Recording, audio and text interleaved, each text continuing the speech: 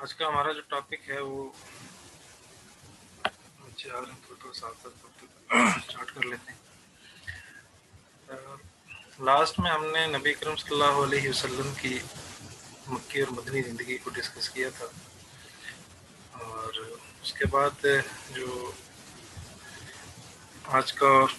जो दो लेक्चर हैं वो मुतल्लिक है नबी करीम सल्लल्लाहु अलैहि वसल्लम की हयात ही के दो पहलू हैं,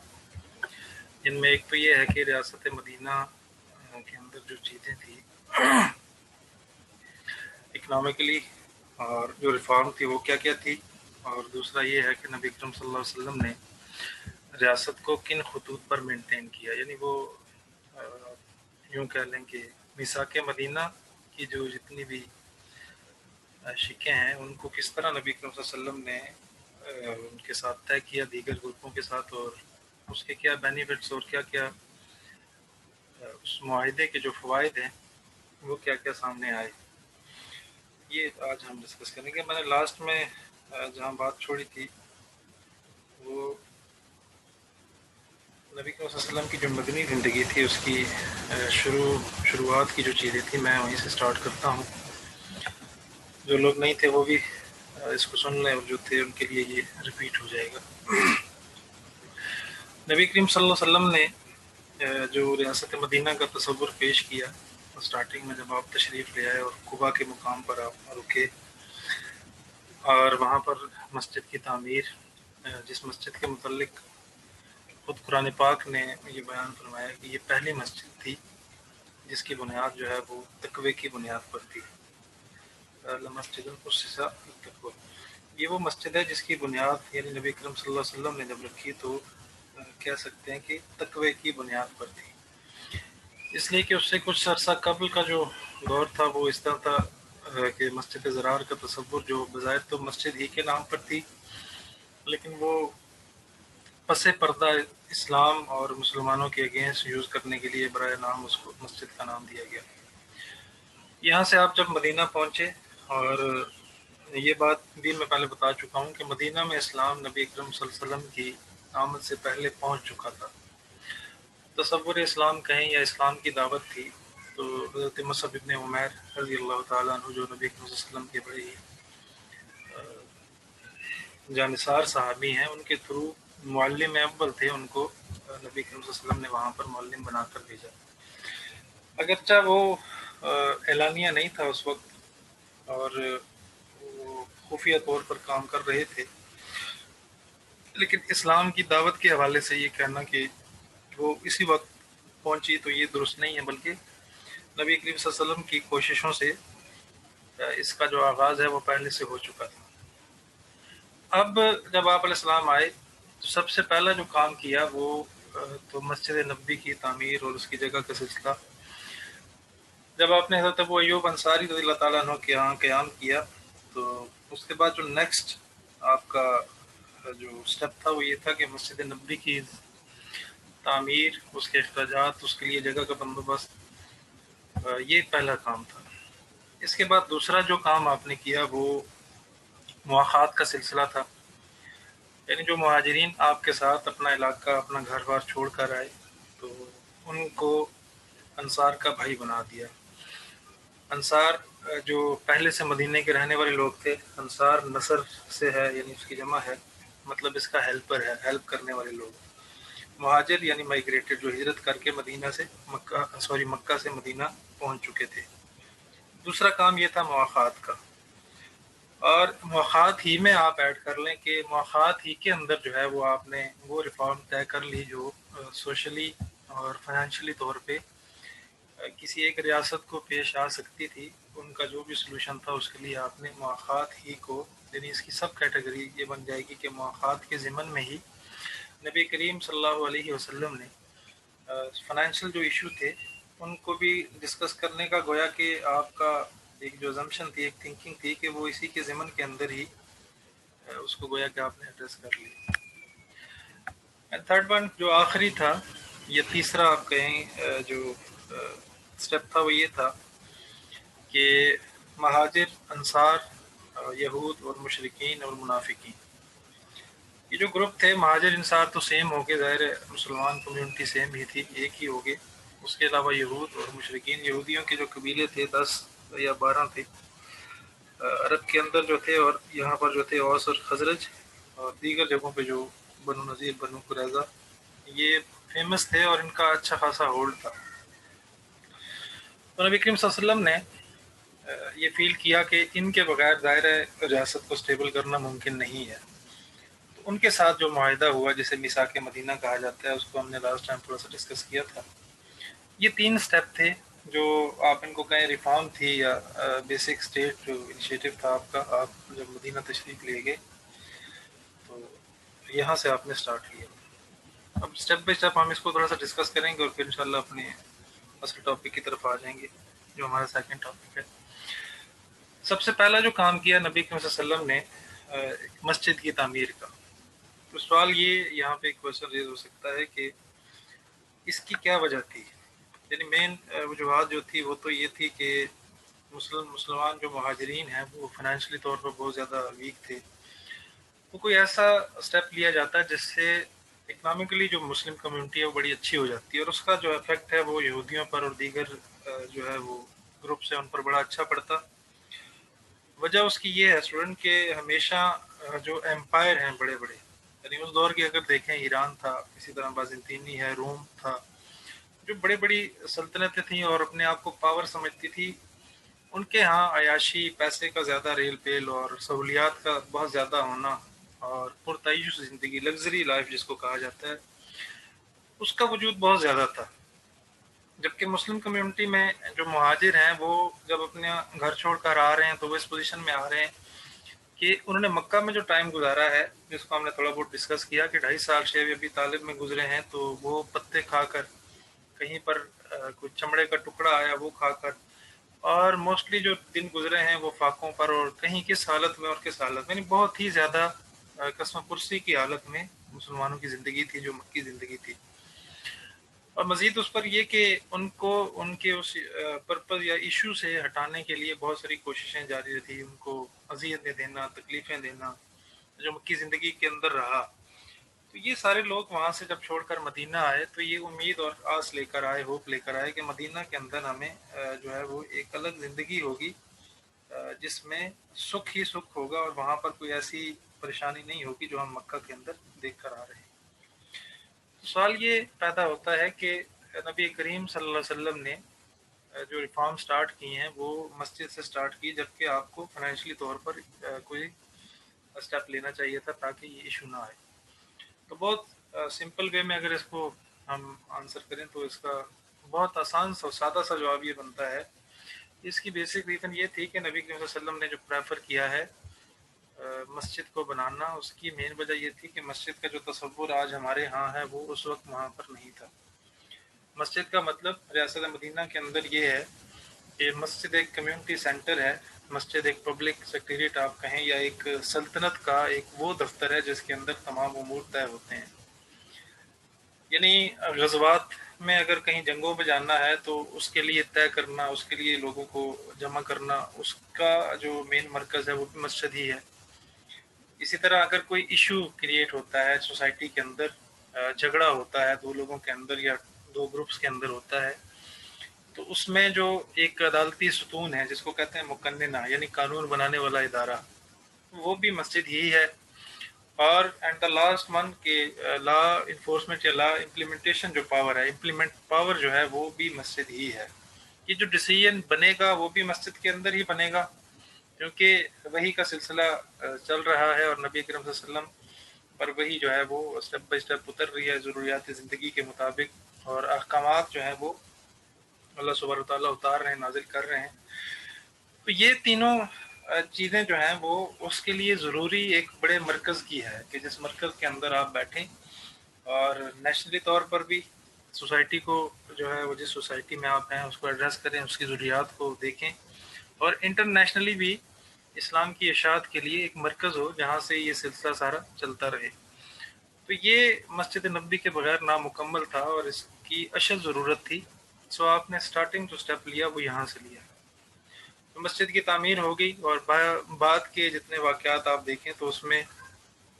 بہت ساری چیزیں ایسی ہیں جن کا جو مرکز ہے وہ مسجد نبوی ہی ہے۔ फॉर एग्जांपल एक छोटी सी मिसाल आपको देता हूँ। ये कि एक शख्स है जो नबी करीम सल्लल्लाहु अलैहि वसल्लम के अगेंस्ट है, और एक रियासत है छोटी सी अरब के मुज़ाफ़ात में, तिहामा नाम था उसका। तो वहाँ से उसको उसका जो गवर्नर था वो किसी वजह से या नबी करीम सल्लल्लाहु अलैहि वसल्लम के खिलाफ ही कहीं निकला, तो उसको साहबा ने पकड़ लिया और पकड़कर आप के यहाँ उसको पेश किया गया। और पेश करने की जो जगह थी, अगर हम आज के दौर में इमेजिन करें तो वो कोई महल होता या कोई कैद खाना होता जहाँ पर किसी ख़ास मौके पर फिर उसको बुलाया जाता और मुलाकात की जाती। तो उसको लाकर मस्जिद नबी के सुतून के साथ बांध दिया, क्योंकि उस वक्त वो जिन इरादों से आया था वो ठीक नहीं थे। नबी के वसल्लम को ईज़ा और तकलीफ़ के इरादे से आया था, अगेंस्ट था आपके। तो उसको मस्जिद नबी में लाया गया और मस्जिद नबी के सुतून के साथ उसको बांध दिया गया। अब इस पूरे वाक़ये के बाद मैं इसको थोड़ा डिफ़ाइन करूँगा। नबी करीम सल्लल्लाहु अलैहि वसल्लम उसके पास आए और आपने उसको बड़े अच्छे आसान अंदाज के साथ इस्लाम का जो प्रोग्राम है वो उसके सामने पेश किया। बेसिक्स ऑफ इस्लाम, अपने जो आपका खुलूक था, जो आपका अच्छा खुलूस खुलूस दिल और खुलूस नीयत और आपका अखलाकी जो पैमाना था उसके मुताबिक उसको दावत दी। लेकिन वो पूरी बात सुनता और सर को उसने झुकाया हुआ था नीचे सीने के साथ जोड़ा हुआ, और फिर वो आखिर में रिप्लाई करते हुए ये कहता कि मैंने नऊज़ुबिल्लाह नबी करीम सल्लल्लाहु अलैहि वसल्लम की तरफ देखे बगैर वो ये कहता है कि मैंने आपसे ज़्यादा बदसूरत शख्स नऊज़ुबिल्लाह मिन ज़ालिक दुनिया में नहीं देखा।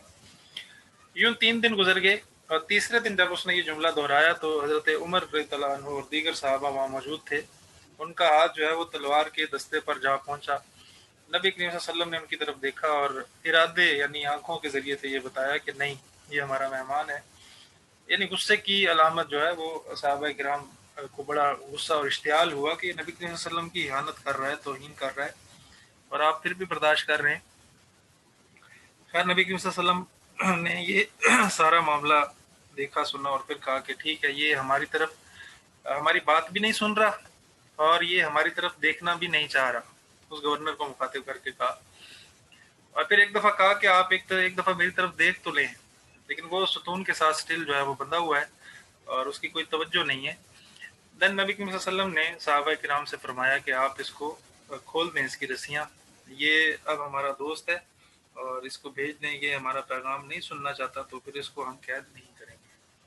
सवाल यह है कि मस्जिद नबी में कैद का तो कोई तसव्वुर था नहीं, सुतून के साथ बांधना ये सवाई इस थिंकिंग के अलावा हो नहीं सकता कि नबी करीम सल्लल्लाहु अलैहि वसल्लम का जो इमेजिनेशन थी, सोच थी, वो ये कि एक ऐसा मरकज़ हो जो बर वक्त ज़रूरियात जो रियासत की ज़रूरियात हैं उसके मुताबिक वहाँ बैठ कर डिसीजन लिया जा सके। तो नबी करीम सल्लल्लाहु अलैहि वसल्लम ने जब ये कहा, सहाबा किराम ने उसकी रस्सियाँ खोली, आप घर तशरीफ़ ले आए और कुछ देर आपने आराम किया, फिर ज़ोहर की नमाज के लिए आप वापस तशरीफ़ ले गए। जब मस्जिद नबी में एंटर हो रहे हैं तो देखा कि वो मस्जिद नबी के जो कंकर हैं नीचे, उस वक्त तो वो ज़ाहिर पक्की नहीं थी, उनमें लेटा हुआ है और इंतज़ार कर रहा है। और दौड़कर नबी करीम सल्लल्लाहु अलैहि वसल्लम के करीब आया और आकर आपका दस्त पकड़ा और उस पर बैत करते हुए कहा कि मुझे कलमा पढ़ाकर अपना गुलाम बना लें। क्यों इस्लाम कबूल कर लिया? तो नबी सल्लल्लाहु अलैहि वसल्लम ने पूछा कि आप तो नाराज़ होकर जा रहे थे, तो कैसे आपको ख्याल आया कि आप यहाँ रुक गए? तो कहने लगा कि जब आपने हुक्म दिया कि इसकी रस्सियाँ खोल दो, इसको रिहा कर दो, ये हमारी बात नहीं सुनता, तो मुझे दिल में ख्याल आया कि मैं एक इलाके का गवर्नर हूँ तिहामा का, और मैंने जो है वो बहुत सारे इलाकों के सफ़र किए, बड़े बड़े सिपा सालारों से और बहुत सारे बड़े लोगों से मेरी मुलाकात रही, जिनमें अच्छे खूबसूरत लोग, स्टेटस वाले भी थे। तो ख्याल आया कि एक ये शख्स भी है कि जिसके मुतल्लिक अरब के लोगों की राय ये है कि नया दीन लाया है और ये इसका कैरेक्टर ऐसा है, मैंने आपके बारे में सुन रखा था। तो जब आपने ये ऑर्डर दिया कि इसको रिहा कर दो, मुझे मेरे दिल में ख्याल आया कि अब तो मैं जा ही रहा हूँ, तो जाते जाते क्यों ना आपका चेहरा ही देख लूँ। तो जैसे ही मेरी निगाह आपके चेहरे पर पड़ी, और मेरे दिल ने गवाही दी कि ये शख्स झूठा नहीं हो सकता और ये शख्स खयानत नहीं कर सकता, लिहाजा मैं यहाँ पर रुक गया। तो ये एक छोटा सा वाक़या, जिससे एक पॉइंट जो है वो उसको हम डिस्कस करते हैं कि जो मस्जिद नबी थी वो मेन पर्पस तो सलाह का था, नमाज का जो तरतीब है मस्जिद के अंदर, लेकिन अदरवाइज उसको जो यूज़ किया जाता था वो वहाँ पर बाहर से आने वाले जो ग्रुप्स हैं वो आकर आप अलैहिस्सलाम से गुफ्तगू करते, गुफ्तगू करते, इस्लाम के मुतालिक जो हम पहले डिस्कस कर चुके हैं, मुख्तलिफ सवालात उनके होते, इश्कालात होते, वो पूछे जाते। नबी करीम सल्लल्लाहु अलैहि वसल्लम वहाँ तशरीफ़ फरमा होते, आप जो मौजूदा मसाइल होते, डेली बेसिस पर जो मसाइल लाए जाते, उनको आप सुनते, सॉल्व करते। और तीसरा काम ये है कि मुख्तलिफ़ उमूर की मशावरत के लिए जो अजिल्ला सहाबा किराम हैं, बड़े लोग हैं, उनको आप वहाँ जमा करते। और नए नए जो मसाइल पेश आते, उनके मुतल्लिक दो सूरतें हैं जी मशवरे की, ये याद रखिएगा। एक तो ये है, अगर तो वो मसाइल शरअन होते, यानी शरीयत के मुतल्लिका होते, फिर तो वही का इंतज़ार किया जाता। और सम टाइम ऐसा होता कि जब वो इशू पेश आता, तो इस इशू के पेश आते ही जो है वो वही नाजिल हो जाती है। अल्लाह पाक जो है वो मौके पर ही रहनुमाई फरमा देते, उसकी वजाहत हो जाती क्लियरली, वो उसके अंदर कोई डाउट नहीं रहता था। सेकंड जो मसाइल है वो झगड़े के हैं। जो कि रियासत मदीना थी, इसमें बिलफर्ज महाल कभी कभार किसी महाजिर और अंसार का आपस में कोई झगड़ा हो गया। एक दो कोई एग्जाम्पल मिलती हैं कि पानी लगाने के एतबार से, यानी खेत के अंदर कोई थोड़ा सा तनाज़ा हुआ, वो पेश हुआ। बाकी मुख्तलिफ जो मसाइल हैं, यानी मुख्तलिफ मसाइल से मुराद घरेलू मसाइल हैं, वो किसी को पेश आए तो उनके तस्फिये के लिए, डिसीजन के लिए नबी करीम सल्लल्लाहु अलैहि वसल्लम के पास है। इसी तरह जो यहूदी हैं और उनके जो ग्रुप्स हैं, ट्राइब हैं, वो उनके अंदर कोई इशू है, वो भी आकर नबी करीम सल्लल्लाहु अलैहि वसल्लम के यहाँ आकर उन इशू को सॉल्व करते। रीज़न उसकी ये थी कि मिसाक मदीना में तय हो चुका था कि अगर कोई इशू आपके अंदर पैदा होगा तो हकम यानी लास्ट डिसीजन मेकर जो हैं वो, या लास्ट जो डिसीजन देंगे, वो नबी करीम सल्लल्लाहु अलैहि वसल्लम ही दिया करेंगे। ये जी मस्जिद के हवाले से था। यानी मस्जिद एक जो है वो लाइक सेक्रेटेरिएट था, जिसके अंदर से तमाम डिसीजन लिए जाते थे। और जब कभी गज़वात की जो तरतीब रही, उसमें आपने जब तश्कील की तो भेजना चाहा, तो उसके लिए भी मस्जिद नबी के बाहर ही ये जो है वो मैदान लगता, और वहाँ से आप रवाना करते, और ख़ुद भी जब जाते तो इसी तरतीब से जाते। ये पहला स्टेप था जी, जिसके लिए जो है वो मस्जिद नबी की ज़रूरत महसूस की गई, अशद ज़रूरत। और अदरवाइज भी बहुत सारे पर्पस हो सकते हैं, लेकिन मेन यही थे। अब सेकंड पे आ जाएं, मुआखात यानी अखुवत। मुआखात असल में अखुवत से है। कुरान पाक में अल्लाह ताला फरमाते हैं, इन्नमल मुमिनूना इख्वा, बेशक तमाम मोमिन जो है वो आपस में भाई भाई। अखुवत भी इसी से। मुआखात का जो सिलसिला आपने कायम किया, मैंने इसको जो है वो सब कैटेगरी में भी तकसीम किया। आपको बताया कि एक तो ये था, थोड़ी सी हम सिचुएशन समझ लेते हैं, फिर इसका हमें बेनिफिट पता लगेगा। महाजरीन जो हिजरत करके मक्का से मदीना तशरीफ़ लाए, खुद अगर आपको याद हो, लास्ट टाइम मैंने आपको बताया था कि नबी करीम सल्लल्लाहु अलैहि वसल्लम ने वहाँ पर जब मक्का से आप निकल रहे थे, तो उस वक्त आपने ये बात जो है वो इरशाद फरमाई। और जब आप ये बात इरशाद फरमा रहे थे, ये जुमले जब आपकी ज़ुबान से जारी हो रहे थे, उस वक्त आपकी आंखों से आंसुओं से लबरेज थी आपकी आंखें, और दिल जो है वो आपका बड़ा माइल था। आपने जब बड़े ही दर्दनाक लम्हे थे वो, जिस वक्त नबी करीम सल्लल्लाहु अलैहि वसल्लम ने ये कहा कि ए बैतुल्ला, ए काबा, ए मक्का, मैं तुझे छोड़ना तो नहीं चाहता, लेकिन मेरे घर वाले और मेरे कबीले के जो लोग हैं, यानी कुरैश के, वो मुझे मजबूर कर रहे हैं, वो मुझे यहाँ रहने नहीं देते। और जिस पैगाम को मैं लेके आया हूँ, वो पैगाम इतना आला है कि उसके लिए मुझे यहाँ से जाना पड़ेगा। यानी बड़े ही दर्दनाक जो है वो सिचुएशन थी। और ऐसे लम्हे में आपने मक्का को खैराबाद कहा। आपका दिल नहीं चाह रहा था, लेकिन चूंकि जब आपका काज बड़ा हो और पर्पस बड़ा हो, तो इस किस्म की चीज़ें जो हैं वो कुर्बान करना पड़ती हैं। सो उम्मत के लिए भी यही तालीम थी कि बड़े ऊंचे मकासद के लिए छोटी छोटी ज़रूरियात जो है वो छोड़नी पड़ती हैं उनको। उन तकाज़ों को छोड़कर मेन मकसद की तरफ तवज्जो देनी पड़ती है। इसी तरह सेम मुहाजिरीन की सिचुएशन थी। बात तो उनमें माली एतबार से बहुत अच्छे थे, उनका घर था, कारोबार था मक्का के अंदर। जैसे ही वो ईमान लाए, वो सारे का सारा समझ लें कि उनके हाथ से निकल गया। वो उस पर कुरैश का कब्जा हो गया। जो मुशरिकीन थे, पावर वाले थे, सरदार थे, उन्होंने कब्जा किया। अब जो मुहाजिरीन नबी करीम सल्लल्लाहु अलैहि वसल्लम के साथ आ रहे हैं, वो बिल्कुल यूँ समझ लें कि उनके दिल तो बिल्कुल पाकीज़ा साफ सुथरे थे, लेकिन वो थे तही दामन, बिल्कुल हाथ खाली वो आए। एक तो बुनियादी ज़रूरत थी कि इनके अपने घर बार यहाँ बने। सेकंड ये थी कि एक रियासत मदीना भी इतनी कुछ स्टेबल नहीं थी, क्योंकि वहाँ पर जो सिलसिला था, अभी हम इकोनॉमिकली जो है उसको डिस्कस करेंगे, वो सूदी लेन देन था यहूदियों का। वो सूद पर कारोबार करते, और जो सूदी तस्वुर आज हम देख रहे हैं उससे बहुत ज़्यादा बड़ा था। یعنی ایک دفعہ جو ان کے چنگل میں پھنس جاتا وہ ساری زندگی پھر ان سے نکل نہیں سکتا تھا۔ تو انصار جو تھے کسی کی کھیتی باڑی تھی اور کسی کا کچھ تھوڑا بہت تجارت کا جو معاملہ تھا وہ تھا، ان کے ساتھ یہ جب مہاجرین کا اخوت والا معاملہ ہوا، یہ ان کے لیے بھی بوجھ بننا تھا۔ اب اگر مواخات کا سلسلہ نہ ہوتا تو یہ ایک ریاست پر ایک بہت بڑا برڈن آ جاتا، اور اس میں جو مین پرپس تھا کہ ہجرت کا وہ یہ تھا کہ نبی کریم صلی اللہ علیہ وسلم کو اللہ پاک نے جو حکم دیا وہ اشاعت اسلام کی عالمگیریت کے لیے تھا، انٹرنیشنلی اشاعت کے لیے مدینہ میں جانا ضروری تھا، اور ایک مرکز بنانا اور پوری ریاست بنانا جہاں پر پریکٹیکل اور پریکٹسنگ مسلم پائے جائیں، کہ ایک ایگزامپل دی جائے کہ ایک ایسی ریاست ہے جہاں پر یہ چیزیں روا ہیں، اس کے لیے ضروری تھا۔ تو اگر یہ مواخات کا سلسلہ نبی کریم صلی اللہ علیہ وسلم قائم نہ کرتے تو فائنینشلی طور پر جو پہلے انصار وہاں موجود تھے تو ان پر بہت بڑا برڈن پڑ جاتا۔ دوسرا یہ ہے جو مہاجر ہجرت کر کے آئے ہیں ان کی عزت نفس بھی مجروح ہوتی، یعنی کچھ دن تو وہ دائیں بائیں سے ان کے لیے جو لازمات ہوتے، کھانے پینے رہائش کا انتظام ہوتا، لیکن فار ایور کے لیے وہ کیا کرتے۔ سو نبی کریم صلی اللہ علیہ وسلم نے مواخات کا رشتہ قائم کیا، ایک انصار کو ایک مہاجر کا بھائی بنا دیا، اور پھر انہوں نے جو کھلے دل کا ثبوت دیا، جس کے پاس 2 باغ تھے اس نے کہا جی ایک باغ میں آپ کو ہدیہ کرتا ہوں، جس کے پاس 2 دکانیں تھی اس نے کہا ایک دکان آپ کے لیے، ایک گھر تھے اس میں جگہ دی، اور یوں جو سلسلہ ہے وہ چل پڑا، فائنینشلی طور پر یہ اسٹرانگ ہوا۔ تیسرے نمبر پر یہ ہوا جو تجارت کرنے والے لوگ تھے، آپ کو شاید یاد ہوگا پریویس لیکچر کے اندر میں نے یہ ایگزامپل بھی دی تھی، انہوں نے یہ فیل کیا کہ ہم بجائے ان پر بوجھ بنے کیوں نہ تجارت کی جائے، تو عبدالرحمن ابن عوف نے انصاری بھائی کو یہ کہا، یہ کہہ کر ان کا جو باغ کا کچھ حصہ تھا کہ میں نہیں لوں گا، مجھے آپ اس طرح کیجئے کہ مارکیٹ کا رستہ دکھائیے اور مجھے بتائیے کہ مارکیٹ میں جو سیل پرچیز کی ترتیب ہے کیا ہے، کیا سامان کب آتا ہے اور کتنے دنوں میں کیا جو ہے وہ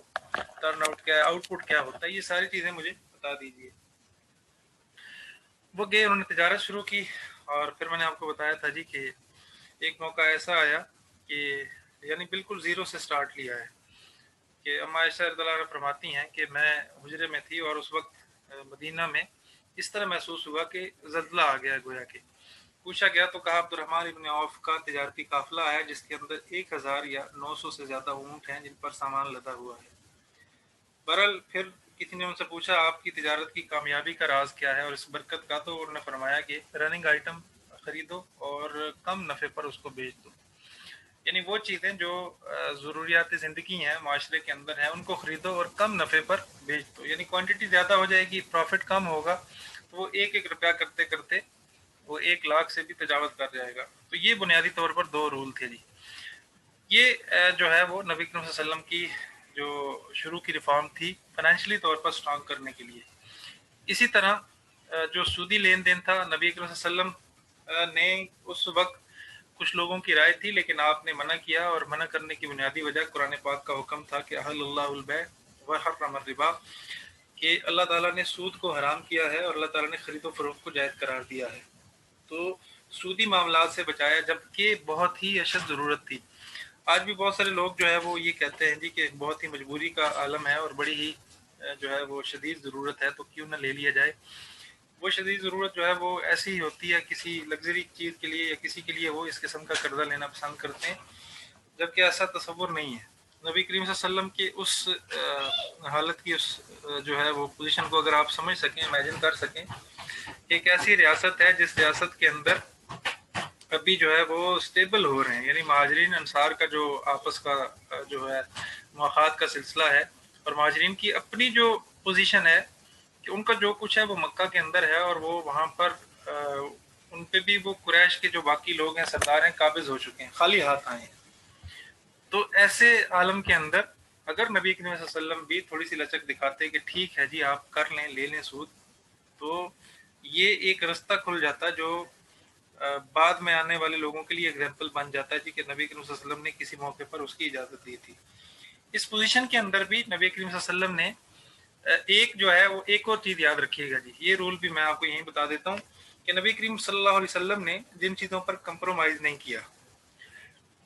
فار ایگزامپل یہاں پر سودی لین دین کو آپ نے پسند نہیں کیا، بلکہ آپ نے اس کا آلٹرنیٹ جو ہے ایک تو مواخات قائم کی، سیکنڈ آپ نے جو مارکیٹ بیس ٹریڈ ہے، جس کو آج کی اصطلاح میں مارکیٹ بیس ٹرینڈ کہا گیا ہے. مارکیٹ بیس ٹرینڈ کا ورڈ میں نے اس لیے یوز کیا جی کہ آئی تھنک سو کہ میکلینڈن نام جو ہے وہ جرمن اسکالر ہیں، انہوں نے ان کی جو پی ایچ ڈی ریسرچ تھی وہ اسی پر تھی کہ نبی کریم صلی اللہ علیہ وسلم جو ہیں وہ پہلے معیشت کے سمجھنے والے ماہر ترین آدمی ہیں، کیونکہ مغرب جو ہے وہ ایک عرصہ تک وہ ہمیں یہ تانے دیتا رہا ہے کہ آپ کے ہاں کوئی تصور نہیں ہے، جیسے سوشلزم ہے یا دیگر چیزیں ہیں، سرمایہ دارانہ نظام ہے جس میں چند لوگوں کے پاس سرمایہ ہوتا ہے اور باقی لوگ جو ہے وہ ان کے محکوم ہوتے ہیں، غلام ہوتے ہیں، ان کے لیے کام کرتے ہیں، خود کاروبار کا تصور نہیں ہے. یعنی آپ یوں کہیں کہ ایک اسلام سے مخالف نظام ہے جس کے اندر پیسہ جو ہے وہ مرتکز ہے، وہ ایک ہی جگہ پہ اس کی گرو ہو رہی ہے، اور وہ گرو ہو رہی ہے امیروں کے ہاں. اور اس کو یوں کہا جاتا ہے کہ امیر امیر سے امیر تر ہوتا جا رہا ہے اور غریب غریب سے غریب تر ہوتا جا رہا ہے، بالکل زیرو لیول پہ آ گیا ہے. تو یہ جتنے نظام ہیں ان کے اگینسٹ جب انہوں نے ریسرچ کی تو انہوں نے یہ کہا کہ نبی اکرم صلی اللہ علیہ وسلم نے جو رول بیان کیے ہیں، ایگزامپل کے طور پہ دے رہا ہوں، ایک تو یہ کہ جب آپ نے انصار کو ترغیب دی مواخات کی مہاجرین کے ساتھ، دین آپ نے مہاجرین کو بھی یہ کہا کہ آپ مارکیٹ تلاش کریں، وہاں جائیں، اور سودی لین دین کے علاوہ مارکیٹ بیس جو چیز جہاں سے خریدیں اس کو تھوڑی دیر بعد وہیں پر قرب میں آ کر دوبارہ بیچ دیں، یعنی یہاں سے چھوٹا سا سٹارٹ اپ لے لیں. یعنی ایک مارکیٹ میں جیسے ہمارے ہاں مختلف منڈیاں ہیں، ان کا تصور ہے، سبزی منڈی ہے، وہاں پر ایک ٹرک اترتا ہے اور سب سے پہلے آڑتی خریدتا ہے، پھر اس کے بعد جو ہے وہ آہستہ آہستہ تھوڑے تھوڑے پیمانے پر بکتے بکتے وہ چیز میرے اور آپ کے گلی محلے کے اندر پہنچ آتی ہے شاپ پر. تو جہاں سے لیں وہاں سے تھوڑا سا پروفٹ رکھ کے بیچ دیں، یعنی سٹارٹ اپ سے ہی یہ لے لیں. ایک تو اس میں اتنی زیادہ انویسٹمنٹ نہیں ہے، دوسرا جو ریٹرن ہے، آؤٹ پٹ ہے، وہ فوری ہے، یعنی تھوڑی دیر بعد وہ چیز آپ سے بک جائے گی. سیکنڈ یہ ہے کہ ڈفرینٹ ٹرم جو تھی ان کو نبی کریم صلی اللہ علیہ وسلم نے چینج کیا. جو میرا پوائنٹ ہے جو میں آپ سے شیئر کرنا چاہتا ہوں، یہ یاد رکھیے گا، اس لیے کہ آپ میں سے بہت سے اسٹوڈنٹس کو ان کا اس سے واسطہ بھی پڑتا ہوگا. آپ بینک میں جاتے ہیں گاڑی نکلوانے یا کسی بھی اس بینک سے جس پر لکھا ہوتا ہے کہ اسلامی بینک ہے، فار ایگزامپل میزان بینک ہے یا بینک اسلامی ہے یا دبئی بینک اسلامی ہے جو گاڑیاں دیتے ہیں جو ہے وہ قسطوں پر، تو وہاں جا کر عام طور پہ خیال یہی آتا ہے کہ یہ بھی سودی لین دین ہے. اگر تھوڑا بہت شریعت کا نالج ہو تو لگتا یہ ہے کہ جو سٹرکچر ہے وہ سیم ہے. سٹرکچر سیم کا مطلب یہ ہے اسٹوڈنٹ کہ اگر آپ کسی کنونشنل بینک کے پاس جائیں گے تو وہ بھی اسی طرح آپ کو ٹریٹ کرے گا، اور اگر آپ کسی اسلامی بینک کے پاس جائیں گے لائک میزان بینک ہے اور بینک اسلامی ہے، دیگر کوئی بینک ہے، پروسیجر سیم ہوگا. تو آپ کو لگے گا یہ کہ کوئی ڈفرینٹ نہیں ہے، چیز جو ہے وہ کوئی ان میں ڈفرینٹ نہیں ہے، سیم ہی ہے. تو اس وقت پھر لوگ کہتے ہیں جی کہ یہ جو ہے وہ ایک اصول جو ہے وہ بنایا ہوا ہے، اصل میں سیم ہی ہے دونوں میں، وہ بھی اسی طرح کرتے ہیں، یہ بھی اسی طرح کرتے ہیں. تو یہ ایک ایگزامپل یاد رکھیے گا. نبی کریم صلی اللہ علیہ وسلم نے جو اس قسم کی سودی ٹرم تھی جو یوز ہوتی تھی ریاست مدینہ کے اندر، جو اکنامکلی یا فائنینشلی وہ وہاں پر اس وقت امپلیمنٹ تھی، آپ نے ان کا الٹرنیٹ دیا اور وہ اسی اسٹرکچر کے اندر تھا. یعنی آپ یہ کہیں کہ اسٹرکچر کو تھوڑا سا آپ نے چینج کر دیا، اور جب اسٹرکچر چینج ہو جائے تو کسی بھی چیز کی ماہیت یا حالت بدل جاتی ہے. میں ایگزامپل دینے لگا ہوں، آپ سمجھیے گا. نبی کریم صلی اللہ علیہ وسلم نے جو انصار اور مہاجرین کی جو تجارت تھی، تو ایک دن مہاجرین سے پوچھا کہ آپ کھجوریں کس طرح بیچتے ہیں. اچھی کھجوریں ان سے لی اور کہا کہ یہ تو مدینہ کی کھجور نہیں ہے، مدینہ میں جو کھجور ہے وہ تھوڑی سی اس سے لو کوالٹی کی ہے. تو کسی صحابی نے یہ کہا کہ یا رسول اللہ ہم جو ہے وہ 2 کلو ہلکی کھجوریں، ہلکی مینس یہ کہ یہ جو ریڑیوں پہ آپ نے دیکھا ہوگا تھوڑی کچی ہوتی ہیں، ہلکی کھجوریں جو ہے وہ 2 کلو دے کر اچھی کھجور جو ہے وہ 1 کلو لے لیتے ہیں، پرچیز کر لیتے ہیں. نبی کریم صلی اللہ علیہ وسلم نے فرمایا کہ آپ اس طرح نہیں کیا کرو. اب یہ پوائنٹ یہاں پر تھوڑا سا توجہ سے سمجھیے گا، آپ اس طرح نہیں کیا کرو. تو یا رسول اللہ پھر کیسے کیا کریں؟ آپ نے فرمایا کہ یہ جو 2 کلو کھجوریں آپ جو ہے وہ لو لیول والی ہیں، ہلکی کوالٹی والی ہیں، ان کو پہلے بازار میں پیسوں کے عوض بیچ دو. یعنی وہ 2 کلو آپ نے 100 روپے کے عوض بیچ دی.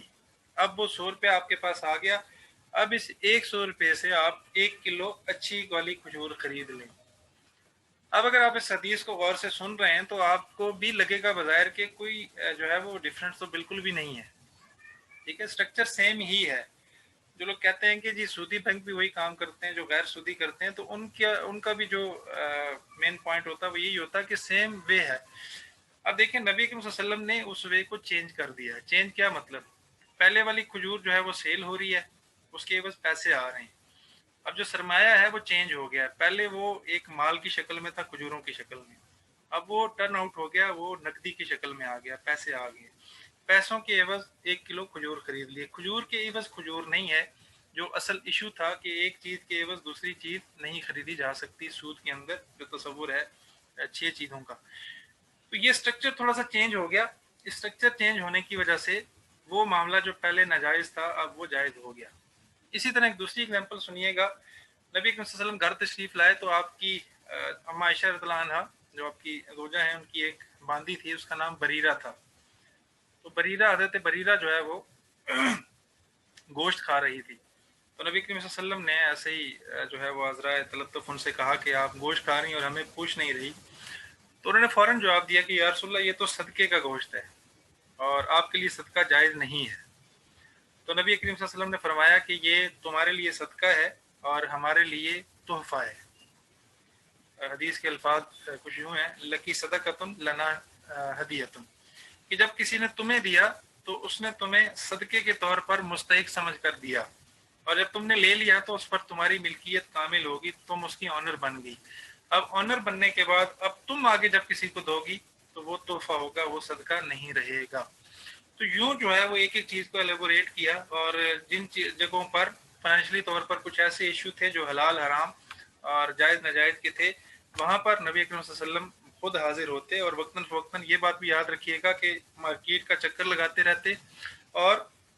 اس میں جو چیزیں بھی رہنمائی والی ہوتی وہ وہاں پر بتاتے. ایک دفعہ آپ نے چکر لگایا اور ایک تاجر جو تھا وہ کسی مضافات سے آیا ہوا تھا. اوپر جو ہیں وہ اعلیٰ کھجوریں رکھی ہوئی ہیں ڈھیر کے اوپر, اور نیچے جو ہیں وہ گیلی کھجوریں ہیں اور خراب کھجوریں ہیں. آپ نے جب نیچے سے ہاتھ ڈالا تو وہ ترک کھجوریں نکل کے باہر آئی. تو آپ نے عذرائے نصیحت کہا کہ جو سامان جیسا ہو اس کو سامنے اسی طرح وضاحت کے ساتھ رکھ کر بیچو, یہ دھوکہ کسی مسلمان کے لیے روا نہیں ہے. اسی طرح آپ نے ترغیب دیتے ہوئے اسی مارکیٹ پلیس پر یہ بھی فرمایا کہ جو نیک تاجر ہوگا, خائن نہیں ہوگا, دھوکے والا نہیں ہوگا, وہ صدیقین انبیاء کے ساتھ ہوگا حشر کے دن. یہ ساری چیزیں اسٹوڈنٹ جتنی بھی ہیں یہ میٹر کرتی ہیں کہ نبی کریم صلی اللہ علیہ وسلم نے فائنینشلی طور پر جو ہے وہ اسٹرانگ کرنے کے لیے ریاست مدینہ میں کسی ناجائز طریقے کو اویل نہیں کیا, اس کو پریفر بھی نہیں کیا, اور یہ بھی نہیں کیا کہ یہ کہہ کر کہ اب تو مجبوری ہے چلو کر لیتے ہیں بعد میں دیکھ لیں گے جب حالات ٹھیک ہوئے. بس اوقات کسی ایک مجبوری کی وجہ سے, سودی نظام میں پڑ جانے کی وجہ سے پوری کی پوری زندگی جو ہے وہ اس کی لپیٹ میں آ جاتی ہے اور اس سے نکلنے کا موقع نہیں مل پاتا. اس لیے نبی کریم صلی اللہ علیہ وسلم نے بنیادی طور پر شروع ہی سے صحابہ کرام کو اس چیز کا عادی بنایا. یہ مشقت اور حلال اور جائز طریقے سے جو چیز اویل ہو سکتی ہے اس کو ناجائز طریقے سے نہیں کیا جائے گا.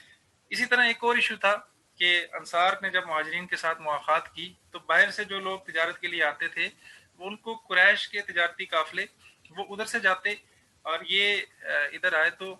ان کی وجہ سے ان کا آنا جانا وہاں زیادہ ہو گیا. یہاں پہ تھوڑی کمی ہوئی تو نبی صلی اللہ علیہ وسلم نے یہ اعلان کروایا کہ یہاں جو تجارتی قافلے آئیں گے ان کے لیے جو ہے فری مارکیٹ پلیس ہم اویل کریں گے. یہ بات میں پہلے بھی بتا چکا ہوں, جسے فری ٹیکس زون کہا جاتا ہے. آج اگر باہر سے کوئی کنٹینر آتا ہے کوئی سامان لے کر تو اس کا جو ڈیوٹی ٹیکس ہے وہ اتنا زیادہ ہوتا ہے کہ اگر چیز کوئی 20 روپے کی ہے وہ یہاں پہنچنے تک جو ہے وہ ہزاروں روپے اس کا بل بن جاتا ہے. تو یہ تصور اس وقت نبی کریم صلی اللہ علیہ وسلم نے پیش کیا کہ جو باہر سے لوگ آئیں وہ تجارتی سامان لے کر آئیں, ان کو ہم خیمے پرووائڈ کریں گے, ان کے لیے جو ہے وہ کھانا پینا اور ان کے لیے جو ان کی ضروریات زندگی ہیں وہ بھی پرووائڈ کریں گے. ٹیکس ان سے نہیں, ٹیکس فری زون جو ہے وہ ان سے لیا جائے گا. ایسے ایک اور تصور تھا مدینہ میں پہلے جو یہود کے ہاں تھا, وہ یہ تھے اگر تجارتی قافلے آتے ہیں باہر سے تو ان کے آنے کے بعد ان کو جب مختلف جگہ پر ٹھہرایا جائے گا تو ان کے ٹھہرانے میں ڈفرینٹ پلیسز پر چھوٹی چھوٹی معصول چنگی, شاید آپ میں سے بہت سارے اسٹوڈنٹ اس سے اویئر ہوں, یعنی وہ بیریئر لگائے ہوتے ہیں اور کوئی بھی گاڑی جس پر سامان وغیرہ ہو گزرتے ہوئے اس کو 10 20 30 روپے کی پرچی دے دیتے ہیں کہ آپ اس روڈ پر سفر کر رہے ہیں تو اس کا جو مقصول ٹیکس ہے یعنی یہاں سے گزرنے کا جو ٹیکس ہے وہ آپ ہمیں پے کریں گے. تو نبی کریم صلی اللہ علیہ وسلم نے یہ راہداریاں جتنی تھی ان کو بھی ختم کر دیا, اور ایک طرف سے ان کو ختم کر دیا اور دوسری طرف یہ ہے کہ مدینہ کے ڈیفنس پر جو ہے وہ آپ نے بہت زیادہ زور دیا. یہ چیزیں جتنی بھی تھی یہ اٹریکٹیو تھی. جو ٹریڈر تھے، جو تاجر تھے بڑے اور بزنس مین تھے، ان کے لیے یہ ساری چیزیں ان کی سمجھ سے بالا تر تھی وقتی طور پر، کہ ایک ایسا شخص جس کا دعویٰ ہے نبوت کا، اور وہ تجارتی اعتبار سے ہمارے لیے اتنی سہولتیں دے رہا ہے، اور دن یہ کہ اس کا جو کیریکٹر ہے اس کے متعلق ہم سن رہے ہیں اخلاقی اعتبار سے وہ اعلیٰ مراتب پر فائز ہے، سو کیوں نہ وہاں پر جایا جائے اور اس رخ پر جا کر وہاں پر تجارتی سامان لے کر جایا جائے. اسی طرح ایسے ہی نبی کریم صلی اللہ علیہ وسلم نے جو قحط زدہ حالات تھے، اگر آپ انڈرسٹینڈ ہیں تو آپ سمجھ سکتے ہیں کہ انصار کے آنے سے جو مہاجرین پر برڈن پڑا، یہ وہاں کے جو لوگ تھے. باقی ظاہر ہے جب افراد کی کثرت ہوتی ہے تو ریسورسز عام طور پہ کیا کلیئرلی کم ہو جاتے ہیں. یہ بنیادی اصول ہے ایک معیشت کا، اکنامکس کا، کہ جب بھی افراد کی کثرت ہوگی تو ریسورسز خود بہت ہی کمی کی طرف چلے جائیں گے. تو اس میں ظاہر ہے جس کو ہم کھپت کہتے ہیں کہ مارکیٹ کے اندر ایک چیز آئی ہے، لیٹ سپوز کہ اس کی ضرورت جو ہے وہ فگر وائز یہ ہے کہ وہ 1000 اس کی نیڈ ہے، کہ 1000 کی ضرورت ہے، اور وہ مارکیٹ میں آتی ہے 300 یا 400 یا 500. ظاہر ہے وہ منٹوں میں ختم ہو جائے گی، اور ایک ایسا گروپ جو ہے وہ باقی بچ جائے گا جس کو وہ چیز دستیاب نہیں ہوگی. نتیجہ یہ نکلے گا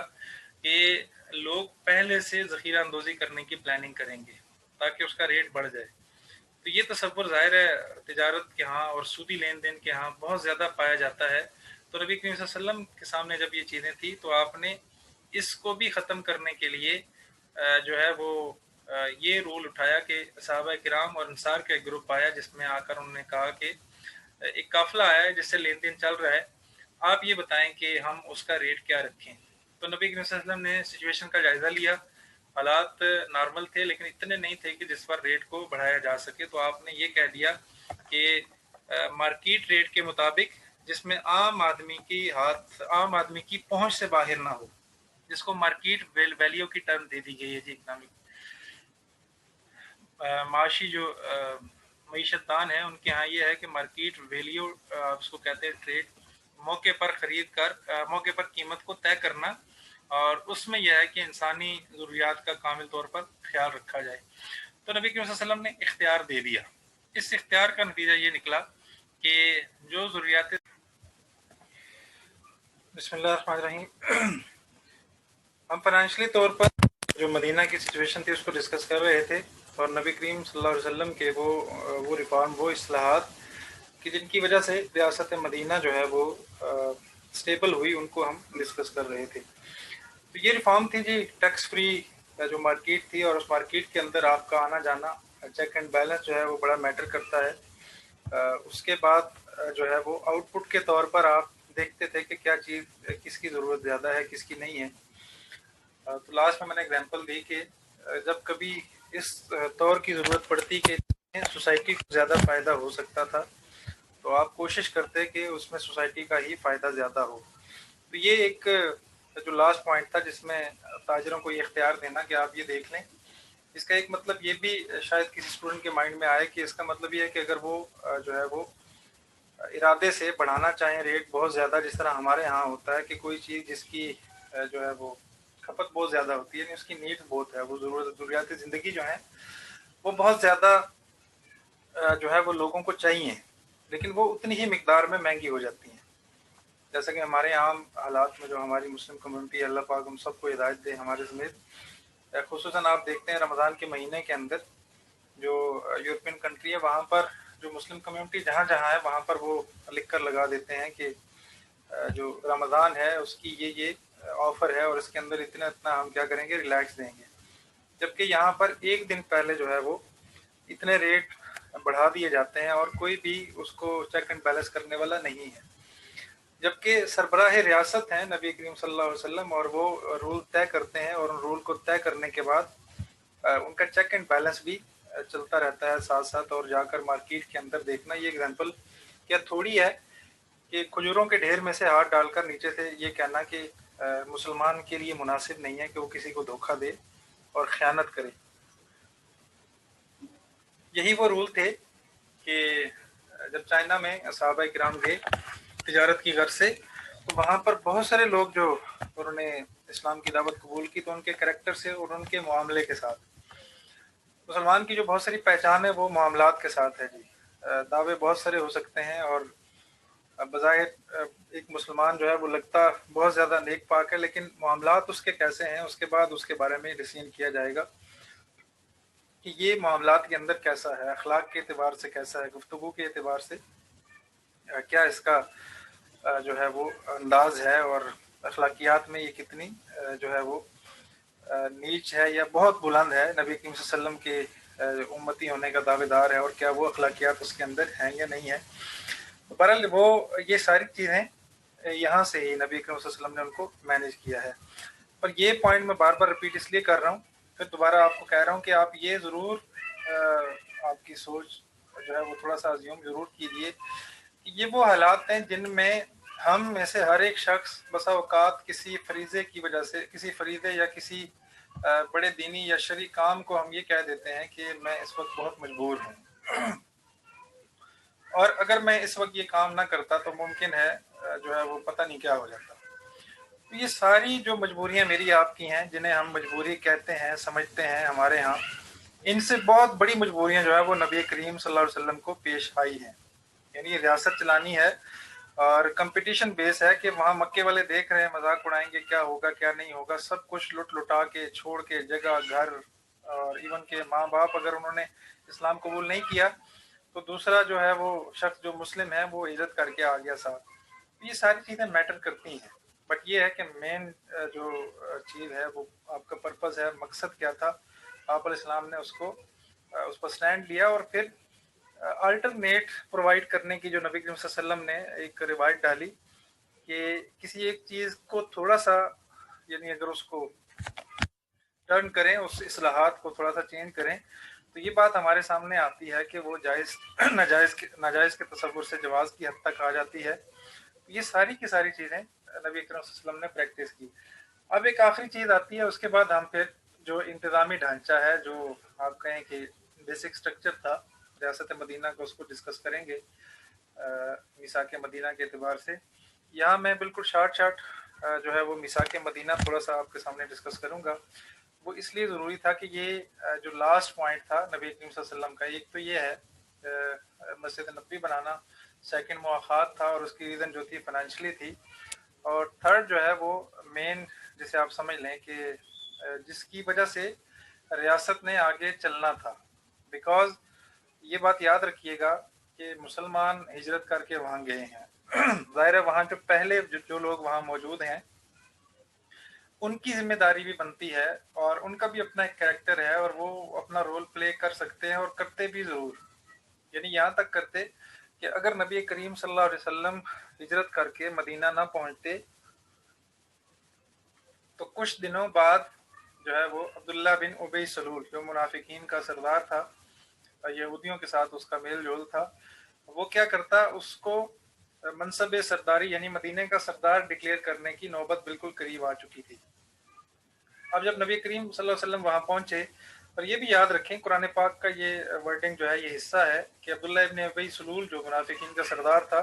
اس نے ایک موقع پہ یہ کہا تھا کہ اگر محمد صلی اللہ علیہ وسلم یہاں پر آئے تو ہم ان کو نعوذ باللہ من ذالک ذلت کے ساتھ یہاں سے نکالیں گے۔ یہ قرآن پاک کی ورڈنگ ہے جی آیہ مبارکہ کے اندر۔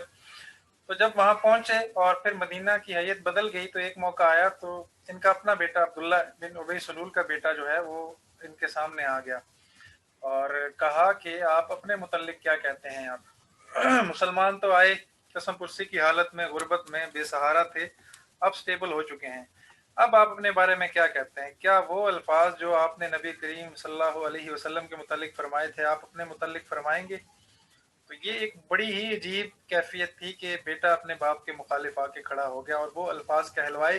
کہ ایک وقت آئے گا اگر آپ نے ایمان قبول نہ کیا تو مشرکین اور منافقین جو ہیں وہ ذلت کے ساتھ یہاں سے نکالے جائیں گے۔ تو یہ اللہ تعالیٰ کا تکوینی معاملہ ہے جی۔ اللہ تعالیٰ بعض چیزیں جو ہے وہ اپنے وقت کے حساب سے لکھ دیتے ہیں اور اسی وقت اس کی پریکٹس ہوتی ہے، انسانی عقل بہرحال حیران رہ جاتی ہے۔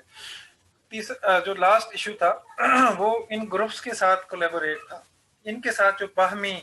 انڈرسٹینڈنگ تھی، میوچل انڈرسٹینڈنگ تھی، وہ کیسے ہوگی؟ اس لیے کہ مکہ سے آئے ہیں مدینہ، یہاں پر بھی مشرکین ہیں، منافقین ہیں اور یہود ہیں. اور یہودیوں کی جو بنی اسرائیل میں کے بارے میں اگر آپ نے قرآن پاک میں پڑھا ہو تو آپ کو اویئر ہوگا کہ سب سے بری عادت جو تھی وہ سازشی عناصر کی تھی، کہ ان کے ہاں سازشیں بہت زیادہ ہوتی تھی اور ایک لمحے کے لیے بھی اس سازشوں سے باز نہیں آتے. جب 8 یا 9 ہجری میں جب ان کو عرب سے نکالا گیا اور عرب سے نکالنے کے بعد قرآن پاک نے یہ ایڈمٹ کیا کہ اللہ تعالیٰ فرماتا ہے کہ آج کے بعد جیوز کے لیے، یہودیوں کے لیے، کہ آج کے بعد آپ حیران سرگردان رہیں گے لیکن آپ کو زمین میں کوئی تھوڑی سی بھی جگہ نہیں ملے گی. یعنی اگر میں اس آیت کو آسان الفاظ میں بیان کروں تو آپ دائیں بائیں گھومتے پھرتے رہیں گے لیکن اللہ کی زمین پر آپ کو ملکیتی اعتبار سے کوئی تھوڑا سا حصہ بھی نہیں ملے گا. تو نبی اکرم صلی اللہ علیہ وسلم اور اللہ تعالیٰ کا اس وقت کا وہ جو فیصلہ تھا، وہ ڈیسیژن ایک لمبا عرصہ چلا. اب جا کے جو ہے وہ اسرائیل کے اندر کچھ قوتیں ابھری تھوڑی سی، ورنہ پچھلا جتنا 1400 سال آپ اگر دیکھ لیں، اگر آپ کو ہسٹری سے دلچسپی ہو، ان 1400 سالوں کے اندر یہودیوں کو کہیں پر ایک محلہ، ایک بستی، ایک ٹاؤن بنانے کی بھی ہمت نہیں ہوئی. یہ بکھرے تو رہے ہیں دائیں بائیں، لیکن اللہ سبحانہ تعالیٰ کا وہ ڈیسیژن بالکل سچ ہوا کہ ان کو کسی جگہ پر بھی کوئی ملکیتی اعتبار سے کوئی جگہ نہیں ملی. لیکن جس طرح بنی اسرائیل کے اندر انہوں نے سازشیں کی اور اس میں توحید کا کلا کما کرنے کی کوششیں کی، انبیاء کے قتل میں یہ ملوث رہے، اور ہر وقت جو ان کی سب سے بری عادت اللہ تعالیٰ کے حکم کے اگینسٹ جو ہے وہ ڈاؤٹ کریٹ کرنا.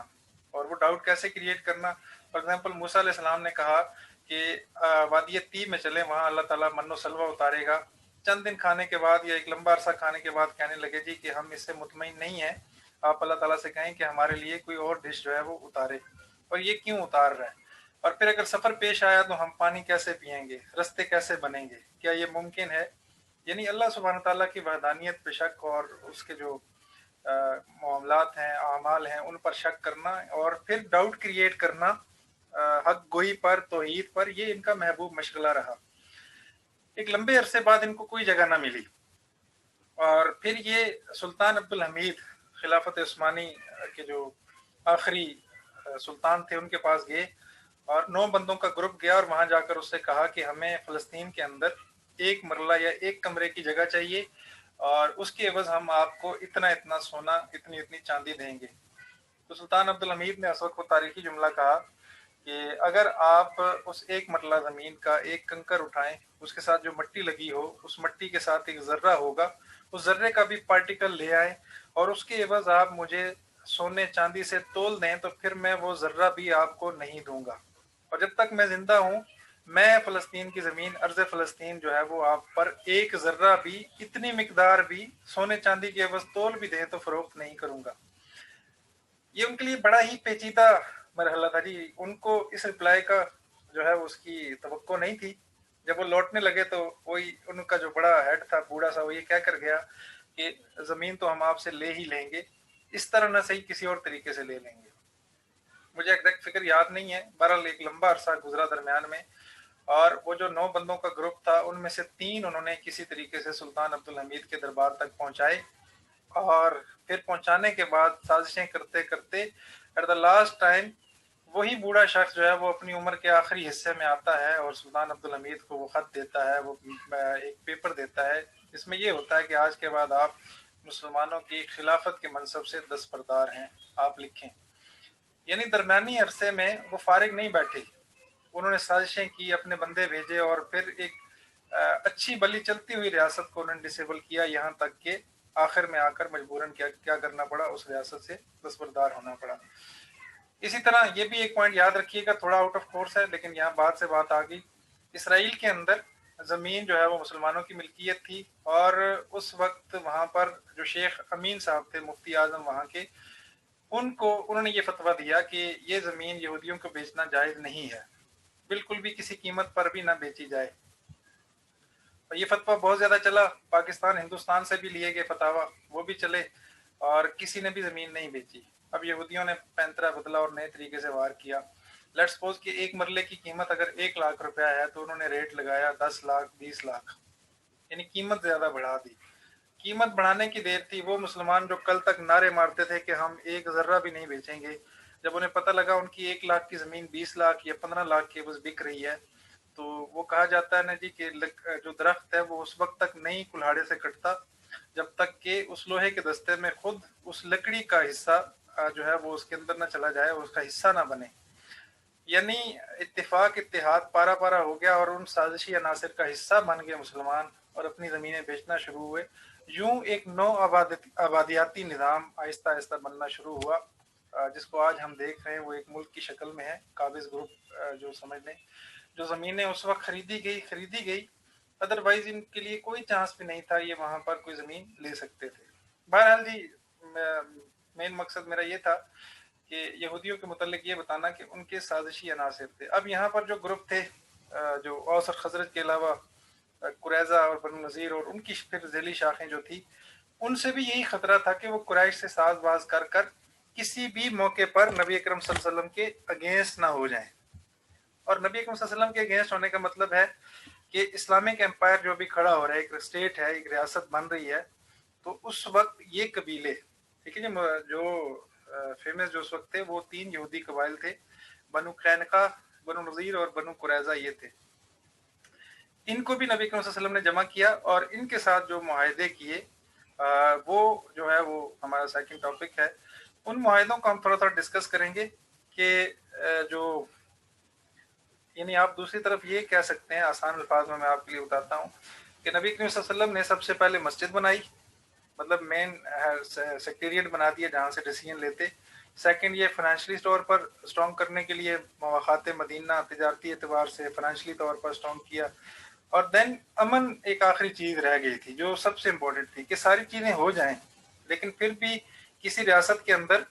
एक शख्स यूं जिंदगी गुजारे कि उसको ये तसव्वुर उसके जहन में हो कि मुझे अभी थोड़ी देर बाद मार दिया जाएगा या मैं मारा जाऊंगा। इन अमन की जमानत जो है वो सबसे बड़ी है। आप अगर हाउसिंग सोसाइटियों के बोर्ड पढ़ें तो उस पर लिखा होता है पुरअमन रिहाइश, ठीक है जी। तो नबी करीम सल्लल्लाहु अलैहि वसल्लम ने खुद मुहाजिरीन, अंसार, मुसलमानों को और दीगर लोगों को भी इन चीज़ों से बचाना था, जंग व जदल से और इस किस्म के मामला से। तो नबी अकरम सल्लल्लाहु अलैहि वसल्लम ने उनको क्या किया, वो जो यहूदी कबाइल थे और ये जिनके मैंने नाम लिए, बनु कैनका, बनु नज़ीर और बनु कुरैज़ा थे, वो चूंकि मुसलमानों की आमद से कबल मदीना में जितने बड़े मामलात थे, तिजारती एतबार से मैंने बताया सूदी लेन देन उनके हाथ में था, सियासत के एतबार से वो पसे पुष्ट थे, लेकिन सरदार तो वो अब्दुल्ला बिन उबई सलूल को बना रहे थे, लेकिन पसे पुष्ट वो डोर उन्हीं के हाथ में थी। इसी तरह मईशत समझ लें, इक़्तिदार है, ये सारे का सारा, इवन के हर एक शोबा जो है वो पसे पर्दा यहूदियों के हाथ में था। अब बड़ी मुसीबत ये थी कि उनको ये बर्दाश्त करना पड़ रहा था कि नबी करीम सल्लल्लाहु अलैहि वसल्लम मदीना तशरीफ ले आए हैं और वो एक रियासत का माइंड भी बना चुके हैं। तो उनके लिए बिल्कुल वही पोजीशन थी जिस तरह के एक जख्म खोरदा या एक जख्मी इंसान है जो कर कुछ नहीं सकता सिवाय साजिशों के, या ये कह सकता है कि अगर मैं ठीक होता तो मैं फलां कर देता, लेकिन कर नहीं पाता सिवाय इसके कि वो इख्तिलाफात और मुख्तलिफ तनाज़े डालकर रुकावटें ना खड़ी कर सकें। अब नबी सल्लल्लाहु अलैहि वसल्लम के लिए ज़रूरी था कि वो इन ग्रुप से, या तो इमेजिन करें, लेट्स सपोज क्या सूरतें बन सकती थी। एक सूरत तो ये बन सकती थी कि नबी सल्लल्लाहु अलैहि वसल्लम आकर कहते ये ठीक है जी, 1 to 1 हमारे दरमियान डिसीजन होंगे, अगर आप हमारी बात नहीं मानेंगे तो हम आपको कत्ल कर देंगे। एक सूरत इमेजिन करें, मैं कहीं पे लिखी नहीं कह रहा, ये जस्ट इमेजिन करें कि इस किस्म की सूरत भी कोई हो सकती थी। दूसरी सूरत ये है कि आप यहाँ से चले जाएं। तीसरी सूरत ये है कि हम भी यहाँ पर रहेंगे, आप भी रहें, और हमें मौका मिला तो हम आपको निकालते रहेंगे, आपको मौका मिला तो आप हमारे खिलाफ लड़ते रहिए, खुलेआम यानी चैलेंज दे देना। ये तीनों सूरतें ऐसी हैं जिनमें इन ग्रुपों को कभी भी अमन के साथ जो है वो बैठना नसीब नहीं होता। यानी ना तो मुसलमान अमन से बैठ सकते थे, ना ये ग्रुप बैठ सकते थे। एक आखिरी हल ये था कि टेबल टॉक, नेगोशिएशन है, मुआहदा है, मुज़ाकरात हैं, बैठकर तय कर लिया जाए कि हम आपके दस्तो बाजू बनेंगे, उसकी क्या शराइत हैं, आप हमारे दस्तो बाजू बनेंगे, क्या शराइत हैं। इसके लिए ज़रूरी था मुआहदा, जिसको मिसाक मदीना कहा जाता है। यानी वो रिफॉर्म है जिनको बिलाशुबा डॉक्टर हमीदुल्लाह, जो बहुत फेमस स्कॉलर हैं, पेरिस में, फ्रांस में, अब तो फोत हो गए, उनका कहना है ये पहली जो तहरीरी दस्तावेज थी اور کیا کمال نبی اکرم صلی اللہ علیہ وسلم کی سوچ تھی جس کی وجہ سے یہ ممکن ہوا۔ ممکن کیا ہوا ابھی ہم ڈسکس کریں گے۔ ممکن یہ ہوا کہ تمام ڈیسیجن جو لاسٹ ڈیسیجن کی صورت میں آئے وہ اس کا ہیڈ نبی اکرم صلی اللہ علیہ وسلم بنا دیے گئے، ٹھیک ہے۔ دوسرا یہ ہے انتظامی اعتبار سے کوئی بھی ایشو ہوتا اس کے ہیڈ نبی اکرم صلی اللہ علیہ وسلم بنا دیے گئے۔ اور نمبر 3 کہ یہودیوں کے اپنے ٹرائب کے اندر اگر کوئی ایشو کھڑا ہوتا ہے، تنازع ہوتا ہے، تو وہ بھی آ کر آپ علیہ السلام سے تصفیہ کرائیں گے، آپ سے فیصلہ کروائیں گے۔ تو یہ ایک بہت بڑی کامیابی تھی، اور یہ یاد رکھیے گا کہ اس میں کوئی جبر نہیں تھا، یعنی ایسا نہیں ہوا کہ جو ہے وہ پسٹل یا گن رکھ دی گئی کہ نہیں معاہدہ ہو رہا ہے آپ اس پہ سگنیچر کریں۔ بھرپور طریقے سے سوچنے کا موقع دیا گیا، لیکن یہ شرائط اور شکیں ایسی تھی کہ ان کے علاوہ کوئی اور چارہ ان کے پاس تھا ہی نہیں۔ فار ایگزامپل ہم ابھی اس کو ڈسکس کرتے ہیں کہ نبی صلی اللہ علیہ وسلم معاہدے کے جو عام طور پہ اس کی بہت ساری شرائط ہیں جی، بعض کتب کے اندر میں نے دیکھا تو 53، بعض کے اندر 30 سے ابو ہیں۔ مین جو پوائنٹ ہیں وہ ہم ڈسکس کریں گے، کچھ تو پہلے کیے تھے، جو باقی رہ گئے ہیں وہ آج ہم کریں گے۔ تمام مسلمان اپنے آپ کو رضاکار سمجھیں گے۔ دیکھیں انصار نے جو مہاجرین کی فیور کی، اور اس کے بعد یہودیوں اور مشرکین اور منافقین کے سامنے نبی صلی اللہ علیہ وسلم نے مسلمانوں کی جو حیثیت رکھی وہ یہ رکھی کہ آپ رضاکار ہیں، یعنی جو اخلاقی تربیت نبی اکرم صلی اللہ علیہ وسلم نے صحابہ کرام کی اس کو زیادہ موٹیویٹ کیا۔ رضاکار کا مطلب یہ ہے کہ کبھی اگر کسی یہودی کو آپ کی مدد کی ضرورت ہے تو انسانیت کے ناطے آپ اس کی ہیلپ کریں گے، کسی اور طبقہ فکر کو ضرورت ہے تو آپ اس کی ہیلپ کریں گے، اور یہاں تک کہ رستے سے چل رہے ہیں تو کہیں پہ کوئی ایسی چیز گری ہوئی ہے تو وہ اٹھائیں گے، تو یہ بھی باعث ثواب ہے، صغیرہ گناہ معاف ہوں گے۔ یوں جو ہے وہ قدم بہ قدم جو ہے وہ اخلاقیات کو قائم کرنے کی بنیاد رکھی۔ اسی طرح مسلمان آپس میں امن و اتحاد قائم رکھیں گے، اور یہی اسلام کی بنیاد قرار دے دیا گیا۔ مسلمانوں کے مختلف عناصر کو حقوق و فرائض کے لحاظ سے مساوی سمجھا جائے گا۔ یہ یہودیوں کے لیے تھا، یعنی ایسا نہیں ہے کہ آپ یہ سمجھیں کہ نبی اکرم صلی اللہ علیہ وسلم تو معاہدہ ہمارے ساتھ کر رہے ہیں، لیکن ایک عام سا کوئی تاجر ہے یا اور کوئی مسلمان ایسا ہے جو بظاہر آپ کی نظر میں غریب ہے، یا یہ محسوس ہوتا ہے کہ اس کا کوئی خاص رول نہیں ہے سوسائٹی میں، جیسے عام طور پر ہم تقسیم کر دیتے ہیں ایلیٹ کلاس ہے اور یہ جو ہے وہ مڈل کلاس ہے، یہ پور ہے۔ ایسا نہیں ہے، بلکہ مسلمانوں کے جتنے بھی عناصر، مختلف عناصر مین یہ کہ مختلف کیٹیگریز جو آپ نے بنائی ہوئی ہیں، ایلیٹ ہے، لو ہے، اور پور ہے، اور مڈل ہے، مسلمان جو ہے وہ اس کو حقوق اور فرائض کے اعتبار سے برابر سمجھا جائے گا۔ ایسا نہیں ہوگا۔ دوسرے الفاظ میں یہ کہیں گے کہ جو ایک رائٹس ڈویژن ہے، حقوق کی تقسیم ہے، وہ مرتبے کے اعتبار سے نہیں ہوگی کہ اگر کوئی پاور والا شخص ہے تو اس کو پروٹوکول دیا جائے، اور اگر کوئی چھوٹا شخص ہے تو اس کے لیے ذلت ہے اور اس کو تکلیف دی جائے، تو یہ مناسب نہیں ہے۔ اسی طرح قریش مکہ کو پناہ نہیں دی جائے گی۔ فوجی خدمت سب کے لیے ضروری ہوگی۔ فوجی خدمت ڈیفینسو پوزیشن، یعنی مدینہ میں ہم نے لاسٹ ٹائم بھی ڈسکس کیا تھا کہ اگر بیرونی حملہ ہو تو سارے حلیف جو گروپ ہیں وہ مل کر مدینہ کا ڈیفینس کریں گے۔ اس جملے نے جو ہے وہ یہودیوں کو، مشرکین کو اور دیگر جو گروپس تھے ان کو بہت زیادہ جو ہے وہ ایک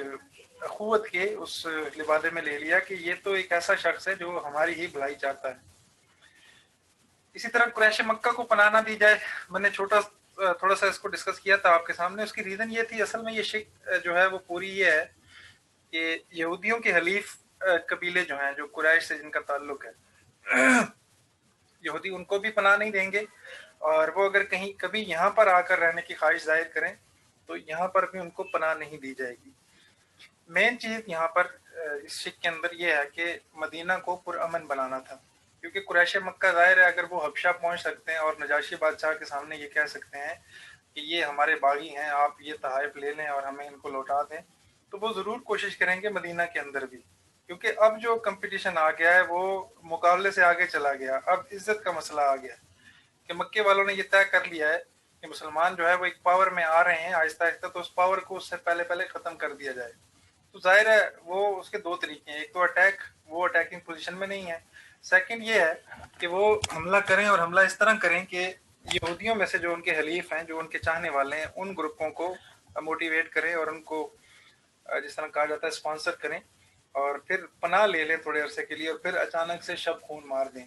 تو امن عامہ جو ہے وہ متاثر ہو جائے، اس کو نبی کریم صلی اللہ علیہ وسلم نے پہلے سے ہی بانپ لیا. تو آپ نے یہ فرمایا قریش مکہ کو پناہ نہیں دی جائے گی. اسی طرح تمام مہاجرین کو ہر معاملات میں ایک قبیلے کی حیثیت دی گئی، اور جو منشور بنایا اس کی روشنی میں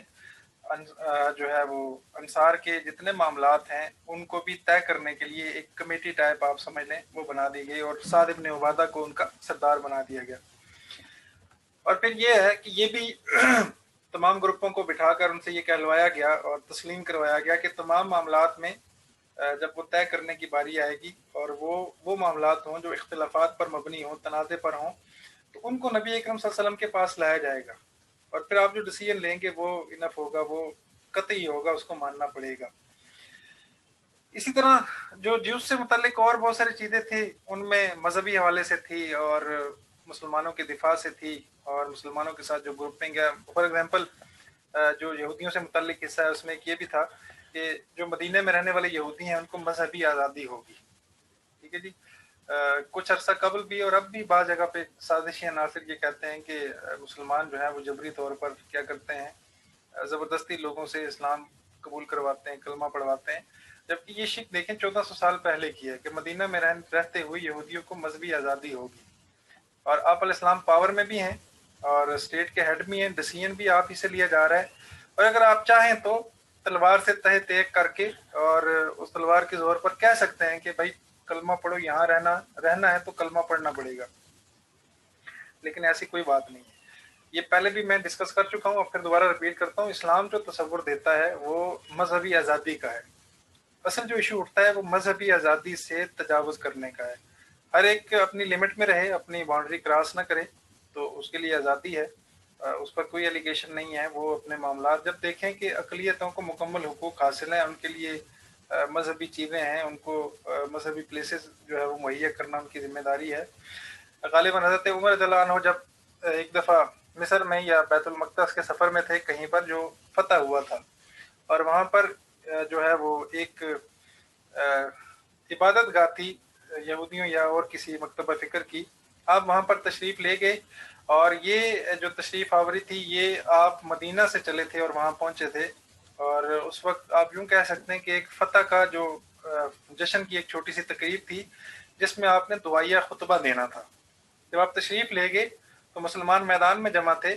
تو دوسری جو عبادت گاہ تھی اس کا جو مذہبی پیشوا تھا اس نے پیغام بھجوایا کہ مسلمانوں کے امیر سے کہیں کہ وہ وہاں پر میدان میں اپنے لوگوں سے خطاب نہ کریں،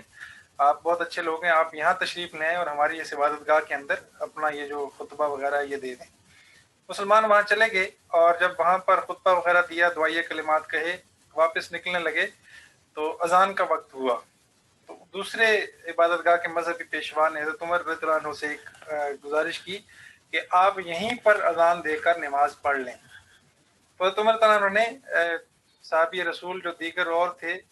کوئی دینے کی نیت کرنے ہی لگا یا اٹھنے لگا تو آپ نے منع کر دیا اور کہا نہیں، ہم نماز باہر جا کے پڑھیں گے.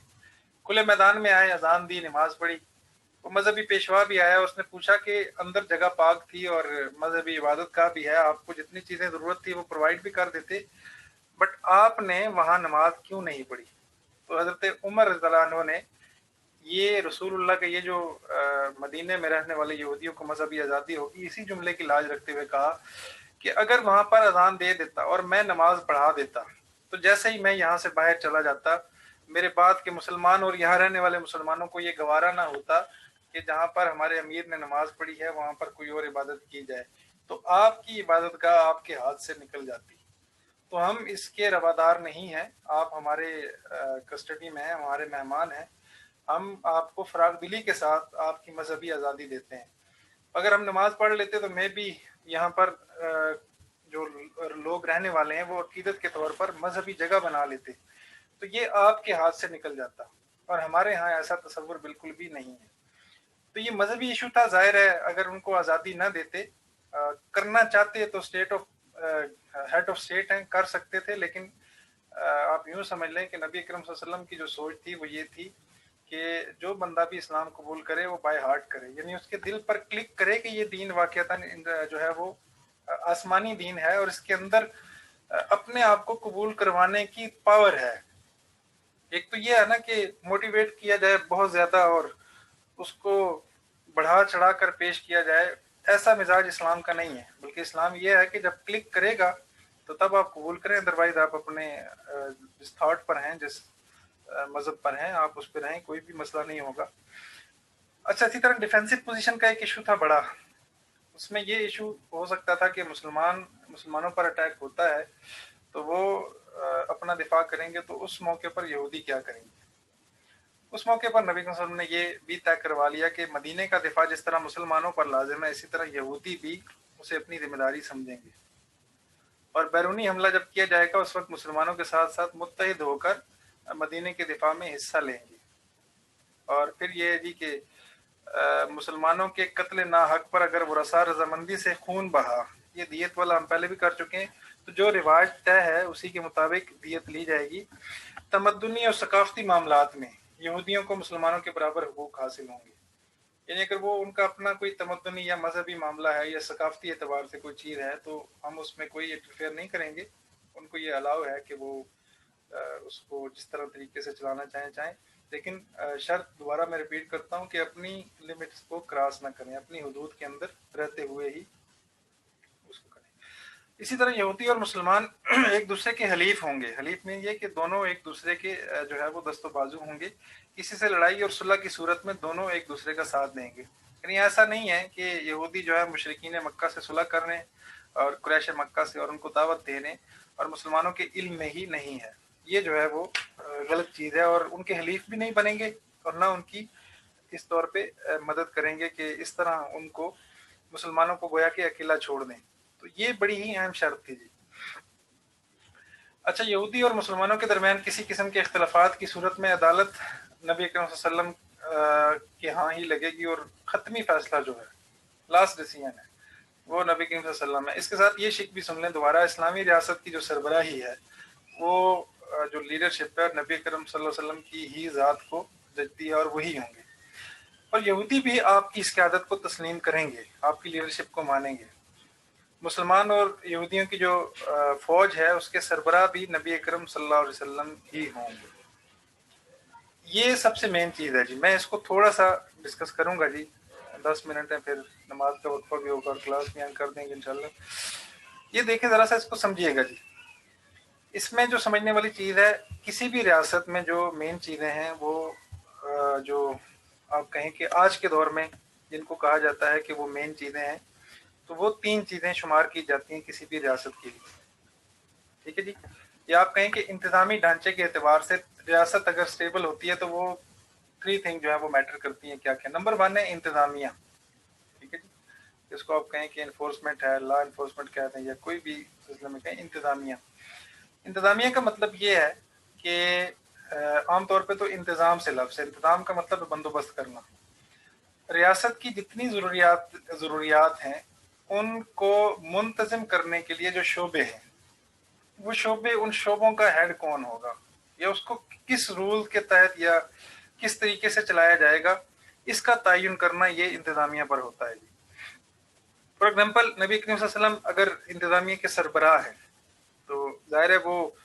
ان کا جو نصب العین ہے یا ان کا جو کوڈ آف لائف ہے وہ قرآن پاک اور اللہ تعالیٰ کے بتائے ہوئے رستے پر ہوگا، اور وہ اس کے لیے ہوگا، یعنی جو ایک سلسلہ ہے، خود نبی کریم صلی اللہ علیہ وسلم امام ہے، پھر وہ ایک خلیفہ کا جو سلسلہ ہے ریاست کو چلانے کے لیے، اس کی عملی شکل ہے، پریکٹیکل ایک ایگزامپل ہے، اور جس کا ذکر اللہ تعالیٰ نے جا بجا کیا ہے کہ اگر ہم ان کو جو ہے وہ متفقہ طور پر زمین پر قیادت دیں گے تو وہ پھر ہماری بتائی ہوئی چیزیں، یعنی جن میں نماز ہے اور زکوٰۃ ہے اور دیگر 3-4 چیزیں اللہ تعالیٰ نے اس میں اس آیت کے اندر مینشن کی ہیں، تو گویا کہ انتظامی طور پر کسی بھی ریاست کا منتظم بننا یہ پہلی سیڑھی ہے۔ اب جب نبی کریم صلی اللہ علیہ وسلم انتظامیہ بنے ہیں تو ان کا سب سے بڑا ظاہری بات ہے فریضہ جو ہے وہ اسلام کا تحفظ ہے، اس کا نفاذ ہے، اجرائے قوانین ہے، امپلیمنٹ آف لا ہے، اسی طرح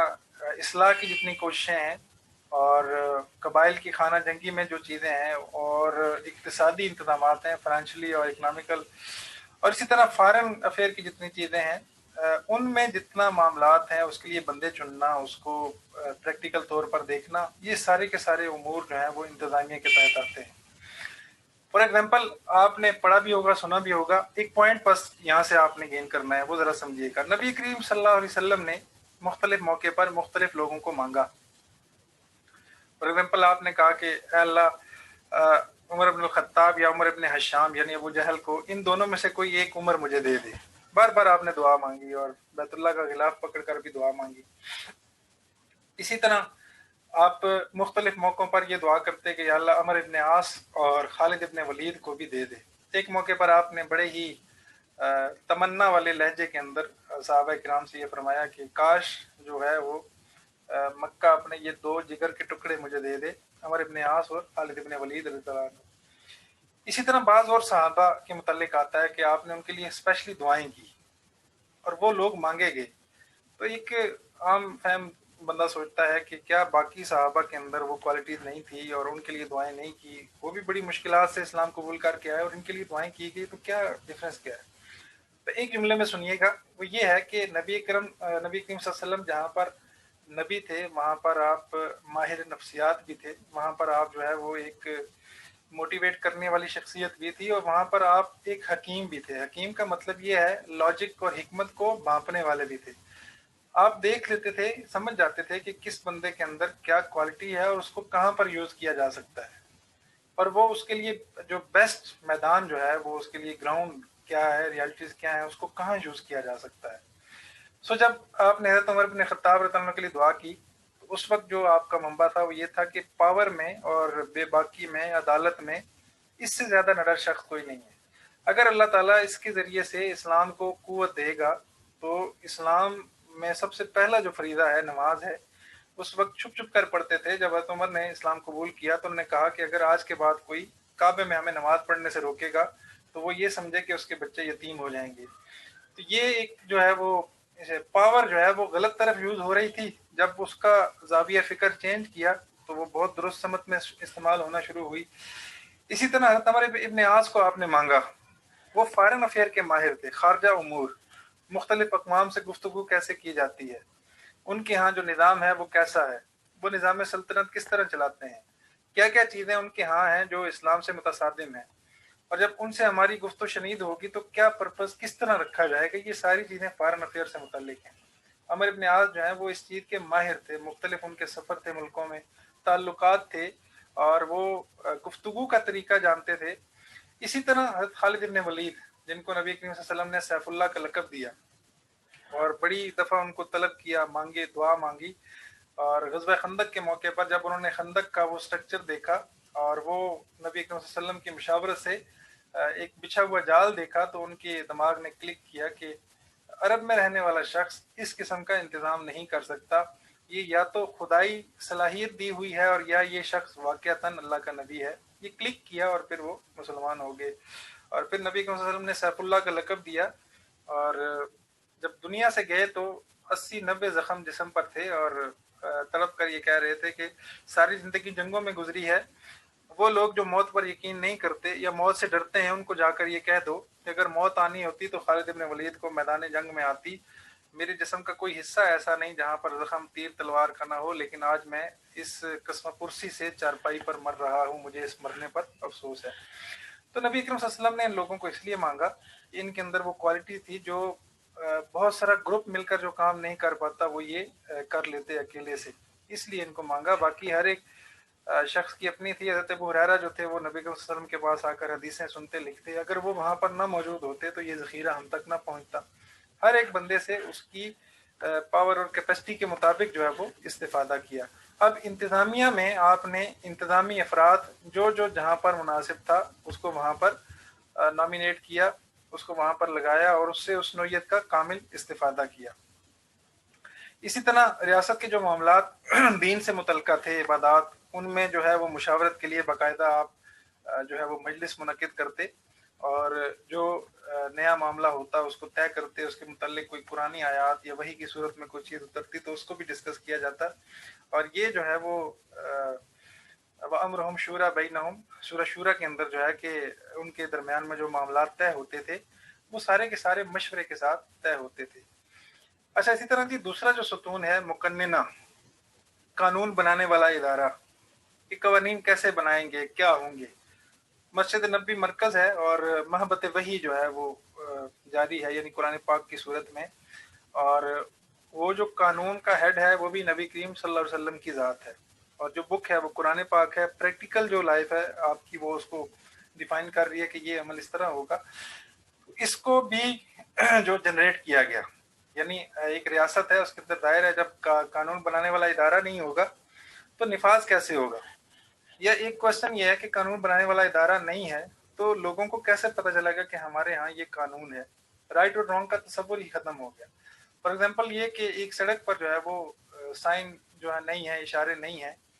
तो किसी को क्या पता कि कहाँ मुड़ना है, कहाँ जाना है, कहाँ रुकना है, ये तस्वुर ही नहीं है। तो कानून पर अमल दरामद के लिए पहले कानून का बनना ज़रूरी है, उसकी वजाहत ज़रूरी है कि किसके लिए ज़रूरी है, किसके लिए जायज़ है, नाजायज़ है। इसी तरह जो है वो जो वही के ज़रिए से जो कवानीन बन रहे हैं और ये आइन और कानून जो है लोगों को किस तरह पहुँचाया जाए, उसका निफाज कैसे होगा, और उसका सरबराह जो है वो किस तरह उसको बयान करेगा। और मसाइल जो पेश आएंगे शरीयत के, उनमें इफ्ता का है मामला, यानी मुख्तलिफ लोगों के घरेलू मसाइल हैं उसमें फतवा देना, और इसी तरह खानगी मामलात हैं, इसी तरह तनाज़े हैं और मजहबी मामलात हैं, इसी तरह जो ज़री मामलात हैं मुख्तलिफ किस्म के, उनके अंदर जितनी भी मुशावरत है, उनके कवानीन हैं, क्या चीज़ किस तरह करनी है, ये सारी की सारी चीज़ें जो है वो मुकन्ना के ज़ेर तहत आती हैं। इसी तरह एक तीसरी चीज़ और लास्ट जो बुनियाद है वो अदलिया उसको कहा जाता है।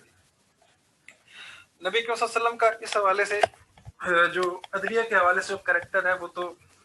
पूरी दुनिया में किसी से छुपा हुआ नहीं है, और ना ही वो बिस्मिल्लाह जी मैं बात कर रहा था अदलिया के हवाले से। अदलिया का जो तस्वुर था वो यहाँ से बात टूटी थी कि कवानीन का निफाज है और उस हवाले से अदलिया का होना बड़ा ज़रूरी है। एक तो मुकन्निना है, उसके बाद अदलिया है। मुकन्निना कानून बनाएगी और अदलिया जो है वो उसको नाफिज करेगी। ये दोनों इदारे जो है वो एक दूसरे से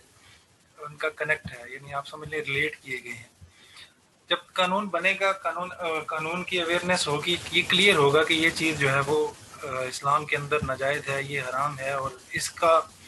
आउटपुट या इसका रिजल्ट जो है वो इस तरह मिलेगा, और इसके बदले में अगर किसी ने ये प्रैक्टिकल ये यूं किया तो उसकी ये सज़ा होगी। अदलिया का तस्वुर जो इस्लाम ने पेश किया उसके लिए वही एग्जाम्पल आप याद रख लीजिएगा कि जो किसी एक ख़ानदान के हवाले से हज़रत ज़ैद इब्न हारिसा सिफारिश करके आए, फातिमा बिनते कुबैस जो खातून थी, तो आप अलैहिस्सलाम ने उस वक्त जो एक रूल की शक्ल में एक स्टेटमेंट दी, वो सोने के हरूफ से लिखने के काबिल है जी, कि जिसमें नबी करीम सल्लल्लाहु अलैहि वसल्लम ने ये फरमाया कि अगर जो है वो इस फातिमा के बदले में नेम सिमिलर है, इस फातिमा के बदले में अगर मेरी अपनी बेटी फातिमा चोरी करती तो मैं उसके लिए भी यही सज़ा तजवीज़ करता, यानी हाथ कटने की सज़ा तजवीज़ करता। और फिर आपने ये भी फरमाया कि जो पहली कौमें हलाक हुई हैं उनकी बुनियादी रीज़न भी यही है, उनका जो बुनियादी सबब है वो भी यही है कि उनके अंदर जब कोई बड़ा जो है वो हेड ऑफ स्टेट या कोई ऐसा शख्स जो स्टेटस वाला होता वो चोरी करता तो वो उस पर तो हद वगैरह जारी नहीं करते, उसको तो कोई पनिश नहीं करते, लेकिन अगर कोई कमज़ोर आदमी होता तो उस पर वो बड़े प्रोटोकॉल के साथ उसको सज़ा दिलवाते। और फिर जो है वो बाज़ रिवायतों के अंदर आपने कसम खाकर फरमाया कि अगर मेरी अपनी बेटी भी इस जगह होती माअज़ल्लाह तो मैं क्या करता, उसको भी इसी तरह ये सज़ा देता। तो ये अदलिया का कैरेक्टर था जो रियासत मदीना के अंदर इन खतूत पर उस्तवार हुआ, यानी जिसमें कमज़ोरों के साथ भी वही बराबरी वाला सलूक और उनके हुकूक की रियायत है, और हुदूद का जो इम्प्लीमेंट है वो भी इसी तरतीब के साथ जो है वो चलता रहा। आखिरी जो काम है जी, जो रिफॉर्म थी मदीना के अंदर, उसमें जो है वो गज़वात का सिलसिला है कि आपने वहाँ आकर भी मुख्तलिफ इलाकों पर जो है जंगों का सिलसिला जो था वो चलता रहा, तो उसकी क्या ज़रूरत पड़ी या क्या क्या उसकी वजूहात हो सकती हैं। अगर हम किताब व सुन्नत को देखें और उसमें हम सर्च करें तो हमें पता चलता है कि जो तसव्वुर है इस्लाम का, जिसके अंदर जो जंगें हैं या गज़वात का तसव्वुर है, तो वो उसकी मुख्तलिफ वजूहात हैं। ऐसा नहीं है कि जैसे कोई सुपर पावर है तो उसके سربراہ کو یہ خیال آتا ہے کہ جی فلاں ملک کمزور ہے، اس پر حملہ کر دیا جائے، تو اسلام کے اندر ایسا کوئی تصور بھی نہیں ہے، بلکہ بہت ساری وجوہات تھی۔ بسا اوقات ایسا ہوتا تھا کہ ظالم کو اس کے ظلم سے روکنے کے لیے، اور ظلم و استبداد کا جو دورہ ہے، اور وہاں پر مسلم کمیونٹی بھی ہے، وہ کوشش کر رہی ہے لیکن اس کو تہہ تیگ کیا جاتا ہے، تو اس کی خاطر جو ہے، اس کی حمایت کے لیے جو ہے وہ جنگیں لڑی گئی۔ اسی طرح بہت ساری ایسے معاملات تھے جن میں فتنہ فساد تھا، اور اس کا خاتمہ ضروری تھا کہ ان کیس اگر وہ مزید اسپریڈ ہو رہا ہے، پھیل رہا ہے اور بڑھ رہا ہے، تو اس کے خاتمے کا وہ پیک لیول آ گیا کہ اب اس کو ختم کیے بغیر کوئی چارہ کار نہیں ہے۔ اس طرح کے قریش کے حوالے سے آپ نے دیکھا، اور جو ان کے حلیف تھے وہ مختلف موقعوں کے مناسبت سے مسلمانوں پر حملے کی پلاننگ کرتے رہتے ہیں۔ اسی طرح ایک اور تیسرا تصور ہے، وہ ملت یا ریاست کا تحفظ ہے، دفاع ہے۔ جب آپ پر اٹیک ہو تو ڈیفینسو پوزیشن میں ڈیفینس والے کو یہ اختیار ہے کہ وہ حملہ کرے، اور اس کی تیاری بھی کرتا رہے کہ جب اس کو یہ پتہ چل جائے۔ ایک آخری چوتھی وجہ بھی ہے جی، تین تو یہ بنیادی ہیں اور مین وجوہات ہیں جن کی وجہ سے اسلام کہتا ہے کہ جنگ ہو سکتی ہے، لڑائی ہو سکتی ہے۔ چوتھی وجہ یہ ہے کہ کسی فریق نے، دوسرے فریق نے کسی ایسے ہی ذیلی فریق پر جو مسلمانوں کے علاقے کا ہے، اس پر چڑھائی کی ہے اور اس کے ساتھ زیادتی کی ہے، اور اس فریق کی طرف سے پھر ریاست کو پکارا گیا اور بلایا گیا کہ آپ جو ہے وہ ہماری ہیلپ کریں، ہم اس وقت کرائسس میں، یہ بصورت دیگر آپ یہ کہیں کہ مظلوم کی مدد کے لیے۔ باقی مین چیز یہ ہے کہ اگر جنگ نہیں ہے تو اسلام کا جو تصور ہے وہ صلح کا ہی ہے۔ صلح کا جو ہے وہ دامن تنگ نہیں ہے، بلکہ صلح کی طرف ہاتھ بڑھایا جا سکتا ہے، صلح ہی کی جائے گی۔ لیکن یہ جو ضرورتیں پیش آئی ہیں، ان کی بنا پر نبی کریم صلی اللہ علیہ وسلم نکلے ہیں، اور یہی بنیادی وجوہات تھی۔ نبی کریم صلی اللہ علیہ وسلم نے جو مختلف ریسرچر ہیں ان کے مطابق مدینہ منورہ میں 10 سال کے اندر قریباً جو ہے وہ 19 جنگی محاذوں پر آپ جو ہے وہ کیا کہتے ہیں اس کو، لیڈ کیا آپ نے، یعنی آرمی کے جو ہیڈ تھے، چیف آف آرمی، آپ نے اس کے فرائض جو ہے وہ انجام دیے ہیں 19۔ اور اسی طرح بعض ایسے ہیں جن پر آپ خود نہیں گئے۔ یہ جو بنیادی فرق ہے غزوے اور سریہ، ایک ورڈ یوز ہوتا ہے سریہ، غزوہ وہ جس میں خود نبی کریم صلی اللہ علیہ وسلم گئے، شرکت کی، اور سریہ وہ جس کے اندر آپ نے کسی دوسرے کو امیر بنا کر اس کے لیے روانہ کر دیا۔ تو اس کے علاوہ بہت سارے موقع ایسے ہیں جن میں آپ خود تو نہیں گئے لیکن آپ نے امیر بنا کر بھیجا، اور اس میں آپ نے جو عسکری طریقہ کار ہے، آپ کا جنگی طریقہ کار، اس کو طے کیا اور اس کی رہنمائی کی، یہاں تک کہ فوجوں میں صف بندی کا طریقہ رائج کیا، اور اسی طرح ایک جھنڈے کا تصور ہے عالم کا، وہ دینے کا سلسلہ تھا۔ پیدل فوج میں جو ہے وہ اٹیکنگ پوزیشن کیسے ہو، اور پھر جو ہے وہ اس کو کور اپ کیسے کیا جائے گا، یہ ساری چیزیں جو ہیں وہ ڈاکٹر یاسین صاحب ہیں انڈیا کے، علی گڑھ کے، فوت ہو چکے ہیں، ان کی بکس ہیں، ان کے اندر یہ ڈسکشن ساری کی ساری موجود ہے جی۔ یہ امور ہیں جن کی بنا پر نبی کریم صلی اللہ علیہ وسلم نے ایک ایسی جنگی حکمت عملی طے کی، یعنی آپ دیکھیں کہ جنگی حکمت عملی ہے اور وہ بھی اصولوں پر ہے۔ کبھی کسی نے یہ سوچا نہیں ہے کہ کہیں پر جنگ ہو، لڑائی ہو، اور وہ بھی اصولوں کی بنیاد پر ہو۔ واحد جو ہے وہ دین ہے اسلام، اور واحد آرمی چیف ہے نبی کریم صلی اللہ علیہ وسلم، جن کے ہاں یہ اصول طے کیے گئے ہیں کہ کیا چیز کس طرح کی جائے گی،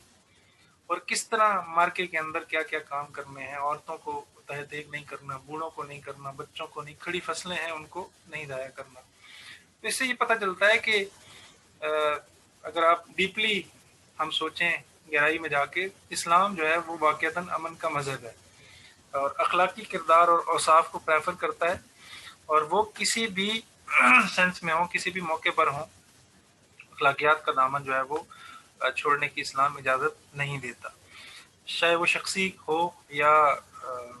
ہیڈ آف دا اسٹیٹ ہو، دونوں طرح جو ہے وہ برابری سطح پر ہے، اور اس میں کسی کو یہ نہیں ہے کہ اگر وہ کسی اور عہدے پر چلا گیا تو اب وہ ماورا ہو گیا، اس پر کوئی حقوق نہیں لگیں گے۔ اس کی بہت ساری ایگزامپل ہیں جی۔ بس اوقات یوں ہوا کہ کسی مسلمان سے کوئی کوتاہی ہوئی تو اس کو بھی وہی سزا دی گئی کہ جو کسی اگر نان مسلم سے ہوتی تو اس کو پنش کیا جاتا، سیم ایز وہی ہوتا۔ اس کا رزلٹ یہ نکلا، لوگ یہ سمجھنا شروع ہو گئے، ان کو پریکٹیکل جو ہے ان کے سامنے ایگزامپل آنا شروع ہوئی کہ ایک ایسا دین بھی ہے جو جیسا کہتے ہیں ویسا کرتے بھی ہیں۔ یعنی وہ جو ہے وہ زبانی بلند و بانگ دعوے نہیں ہیں، بلکہ پریکٹیکلی جیسا ان کو ان کے مذہب کے جو اصول ہیں ان کے مطابق جو ہے وہ چلتے ہیں۔ نبی کریم صلی اللہ علیہ وسلم کا یہ جو انیشیٹو تھا، چوتھا پوائنٹ ہمارا عسکری ہے، انتظامیہ کے بعد ہے مقننہ ہے، عدلیہ ہے، اور ریاست مدینہ کے اندر جو چوتھا تصور تھا یا جس کو آپ نے جو ہے وہ بڑھایا، وہ جو تھا وہ عسکری طور پہ تھا۔ نبی کریم صلی اللہ علیہ وسلم نے بہت ہی تھوڑی مدت کے اندر مسلمانوں کے اندر جو جنگی نظم و ضبط پیدا کیا وہ بہت بہترین تھا، یعنی بہت کم تعداد میں ہونے کے باوجود بہت اچھا لڑنے والے اور ایک اصولوں کے تحت لڑنے والے، اور جو ہے وہ اخوت اور مساوات کے ساتھ جو ہے وہ دوسروں کی رعایت رکھ کر، یعنی دوسروں کی رعایت کا مطلب یہ ہے کہ کل کلان جو لوگ ایسے تھے جن کا پاسٹ گواہ ہے کہ اگر ان کے ہاں دوسرے کی اونٹنی جلدی پانی پی لیتی تو وہ 30 40 سال تک لڑائیاں کرتے، جھگڑے چلتے، ان کی نسلوں تک یہ سلسلہ چلتا۔ لیکن جب ان کو منظم کیا تو میدان جنگ میں ایک بندہ مر رہا ہے، شہید ہو رہا ہے، تو اس کو پانی کا پیالہ جب پہنچایا جاتا ہے تو وہ یہ کہتا ہے کہ فلاں جگہ سے آواز آئی ہے، اس کو مجھ سے پہلے پلاؤ، اور وہ جب دوسرے کے پاس لے کے جاتے ہیں تو وہ کہتا ہے جی وہ دوسرا جو ہے وہ زیادہ جلدی پکار رہا ہے، اس کو زیادہ پیاس لگی ہے، آپ اس کو پلا دیں۔ یہ میدانی جنگ میں اخلاقیات کی اس سے اعلیٰ اور بہترین مثال دنیا نہیں پیش کر سکتی، کہ جہاں زندگی خود داؤ پہ لگی ہو اور خود یہ تصور ہو رہا ہو کہ ابھی چند لمحے بعد، چند سانسوں بعد میں خود مر جاؤں گا اور مجھے اشد ضرورت ہے وہ موقع کہ جس موقع پر اگر لالچ کی بھی جائے تو اس کی گنجائش موجود ہے کہ وہ اگر خود پانی پینا چاہتے تو پی سکتے تھے، اجازت تھی، لیکن دوسرے کے حق کو مقدم جانا اور اخلاق کی اعلیٰ مثال قائم کرتے ہوئے کہا کہ نہیں، یہ پیالہ دوسرے کی طرف بڑھا دو، نتیجہ تینوں لوگ جو ہیں وہ شہید ہو گئے۔ ایک ایگزامپل یہ بھی ہے کہ میدان جنگ میں جس مذہب کے لوگ جو ہے وہ دوسرے کا حق کھانا جائز نہیں سمجھتے، تو میدان امن میں، سوسائٹی کے اندر، گھریلو زندگی میں، خانگی زندگی میں، خاندان میں کیسے وہ مذہب روا رکھ سکتا ہے جو دوسروں کے حقوق کا تحفظ نہ کرے، وہ دوسروں کے ہاں چھینا چھپٹی کرے، دوسروں کی جگہوں پر قبضے کرنے کا اور اس قسم کا معاملہ، یہ تصور اسلام کا نہیں ہے جی۔ بہرحال نبی صلی اللہ علیہ وسلم نے بہت کم مدت کے اندر مسلمانوں کے اندر یہ ساری چیزیں پیدا کی۔ اسی طرح جو عسکری حوالے سے ایک اور پوائنٹ ہے وہ سمجھ لیجئے گا، وہ یہ ہے کہ نبی صلی اللہ علیہ وسلم نے ایک جو ہے وہ نقل و حرکت جو ہے وہ دوسری فوجوں کی، اس کے جان پہچان کے لیے اور اس کے حالات سے باخبر ہونے کے لیے ایک گروپ جو ہے وہ تیار کیا جو دشوار گزار رستوں سے، پگڈنڈیوں سے، چشموں سے اور پہاڑی علاقوں سے اچھی طرح واقف ہو جائے۔ تو اس سے یہ ہے کہ ریاست مدینہ جو ہے وہ کامل طور پر دوسروں کے پہنچ سے اور ان سے محفوظ رہے۔ یہ تصور بھی رہا، اور مکہ میں مختلف نامہ نگار متعین کیے جو دائیں بائیں رہتے اور آپ کو وہاں کے حالات سے باخبر کرتے، تاکہ خدا نخواستہ کوئی ایسی پوزیشن نہ ہو کہ اچانک سے آپ کے ساتھ حملہ کر دیا جائے اور آپ اس میں تیاری کی پوزیشن میں نہ ہوں۔ اسی طرح شہری باشندوں کو اور فوجی آدمی جتنے بھی تھے جو الگ سے رہتے تھے، ان کو اپنی نقل و حرکت کو راز، صیغہ راز میں، یعنی اس طرح نہیں کہ کھلے عام آپ چلتے تھے، اور اسی طرح فوجی دستوں کو کتنے عرصے کے لیے کہاں لے جا رہے ہیں اس کو بھی نبی صلی اللہ علیہ وسلم نے اس کا پابند بنایا کہ اس کی معلومات کسی کو نہیں ہوگی۔ تو یہ ساری چیزیں جتنی بھی ہیں جی، یہ ریاست کے بنیادی امور میں تھی، ستون میں تھی۔ نبی کریم صلی اللہ علیہ وسلم نے ان کو اسی انداز سے جو ہے وہ بنایا اور اس کو سٹیبل کیا جس طرح اللہ تعالیٰ نے آپ کی رہنمائی کی۔ اور دوسرے الفاظ میں آپ یہ کہیں کہ نبی کریم صلی اللہ علیہ وسلم نے جس ریاست کی بنیاد رکھی، شاید اس ریاست کا تصور کسی اور مذہب میں یا کسی اور ملک میں اس طرح نہیں ملتا، اور وہ افراد جو آپ کے سامنے تھے انہوں نے پریکٹیکل کر کے جس طرح دکھایا، اس کی بھی کوئی ایگزامپل اور نہیں ملتی جی۔ ٹھیک ہے جی، ابھی کلاس اینڈ ہو رہی ہے تو یہ بات لاسٹ میں سن لیجئے گا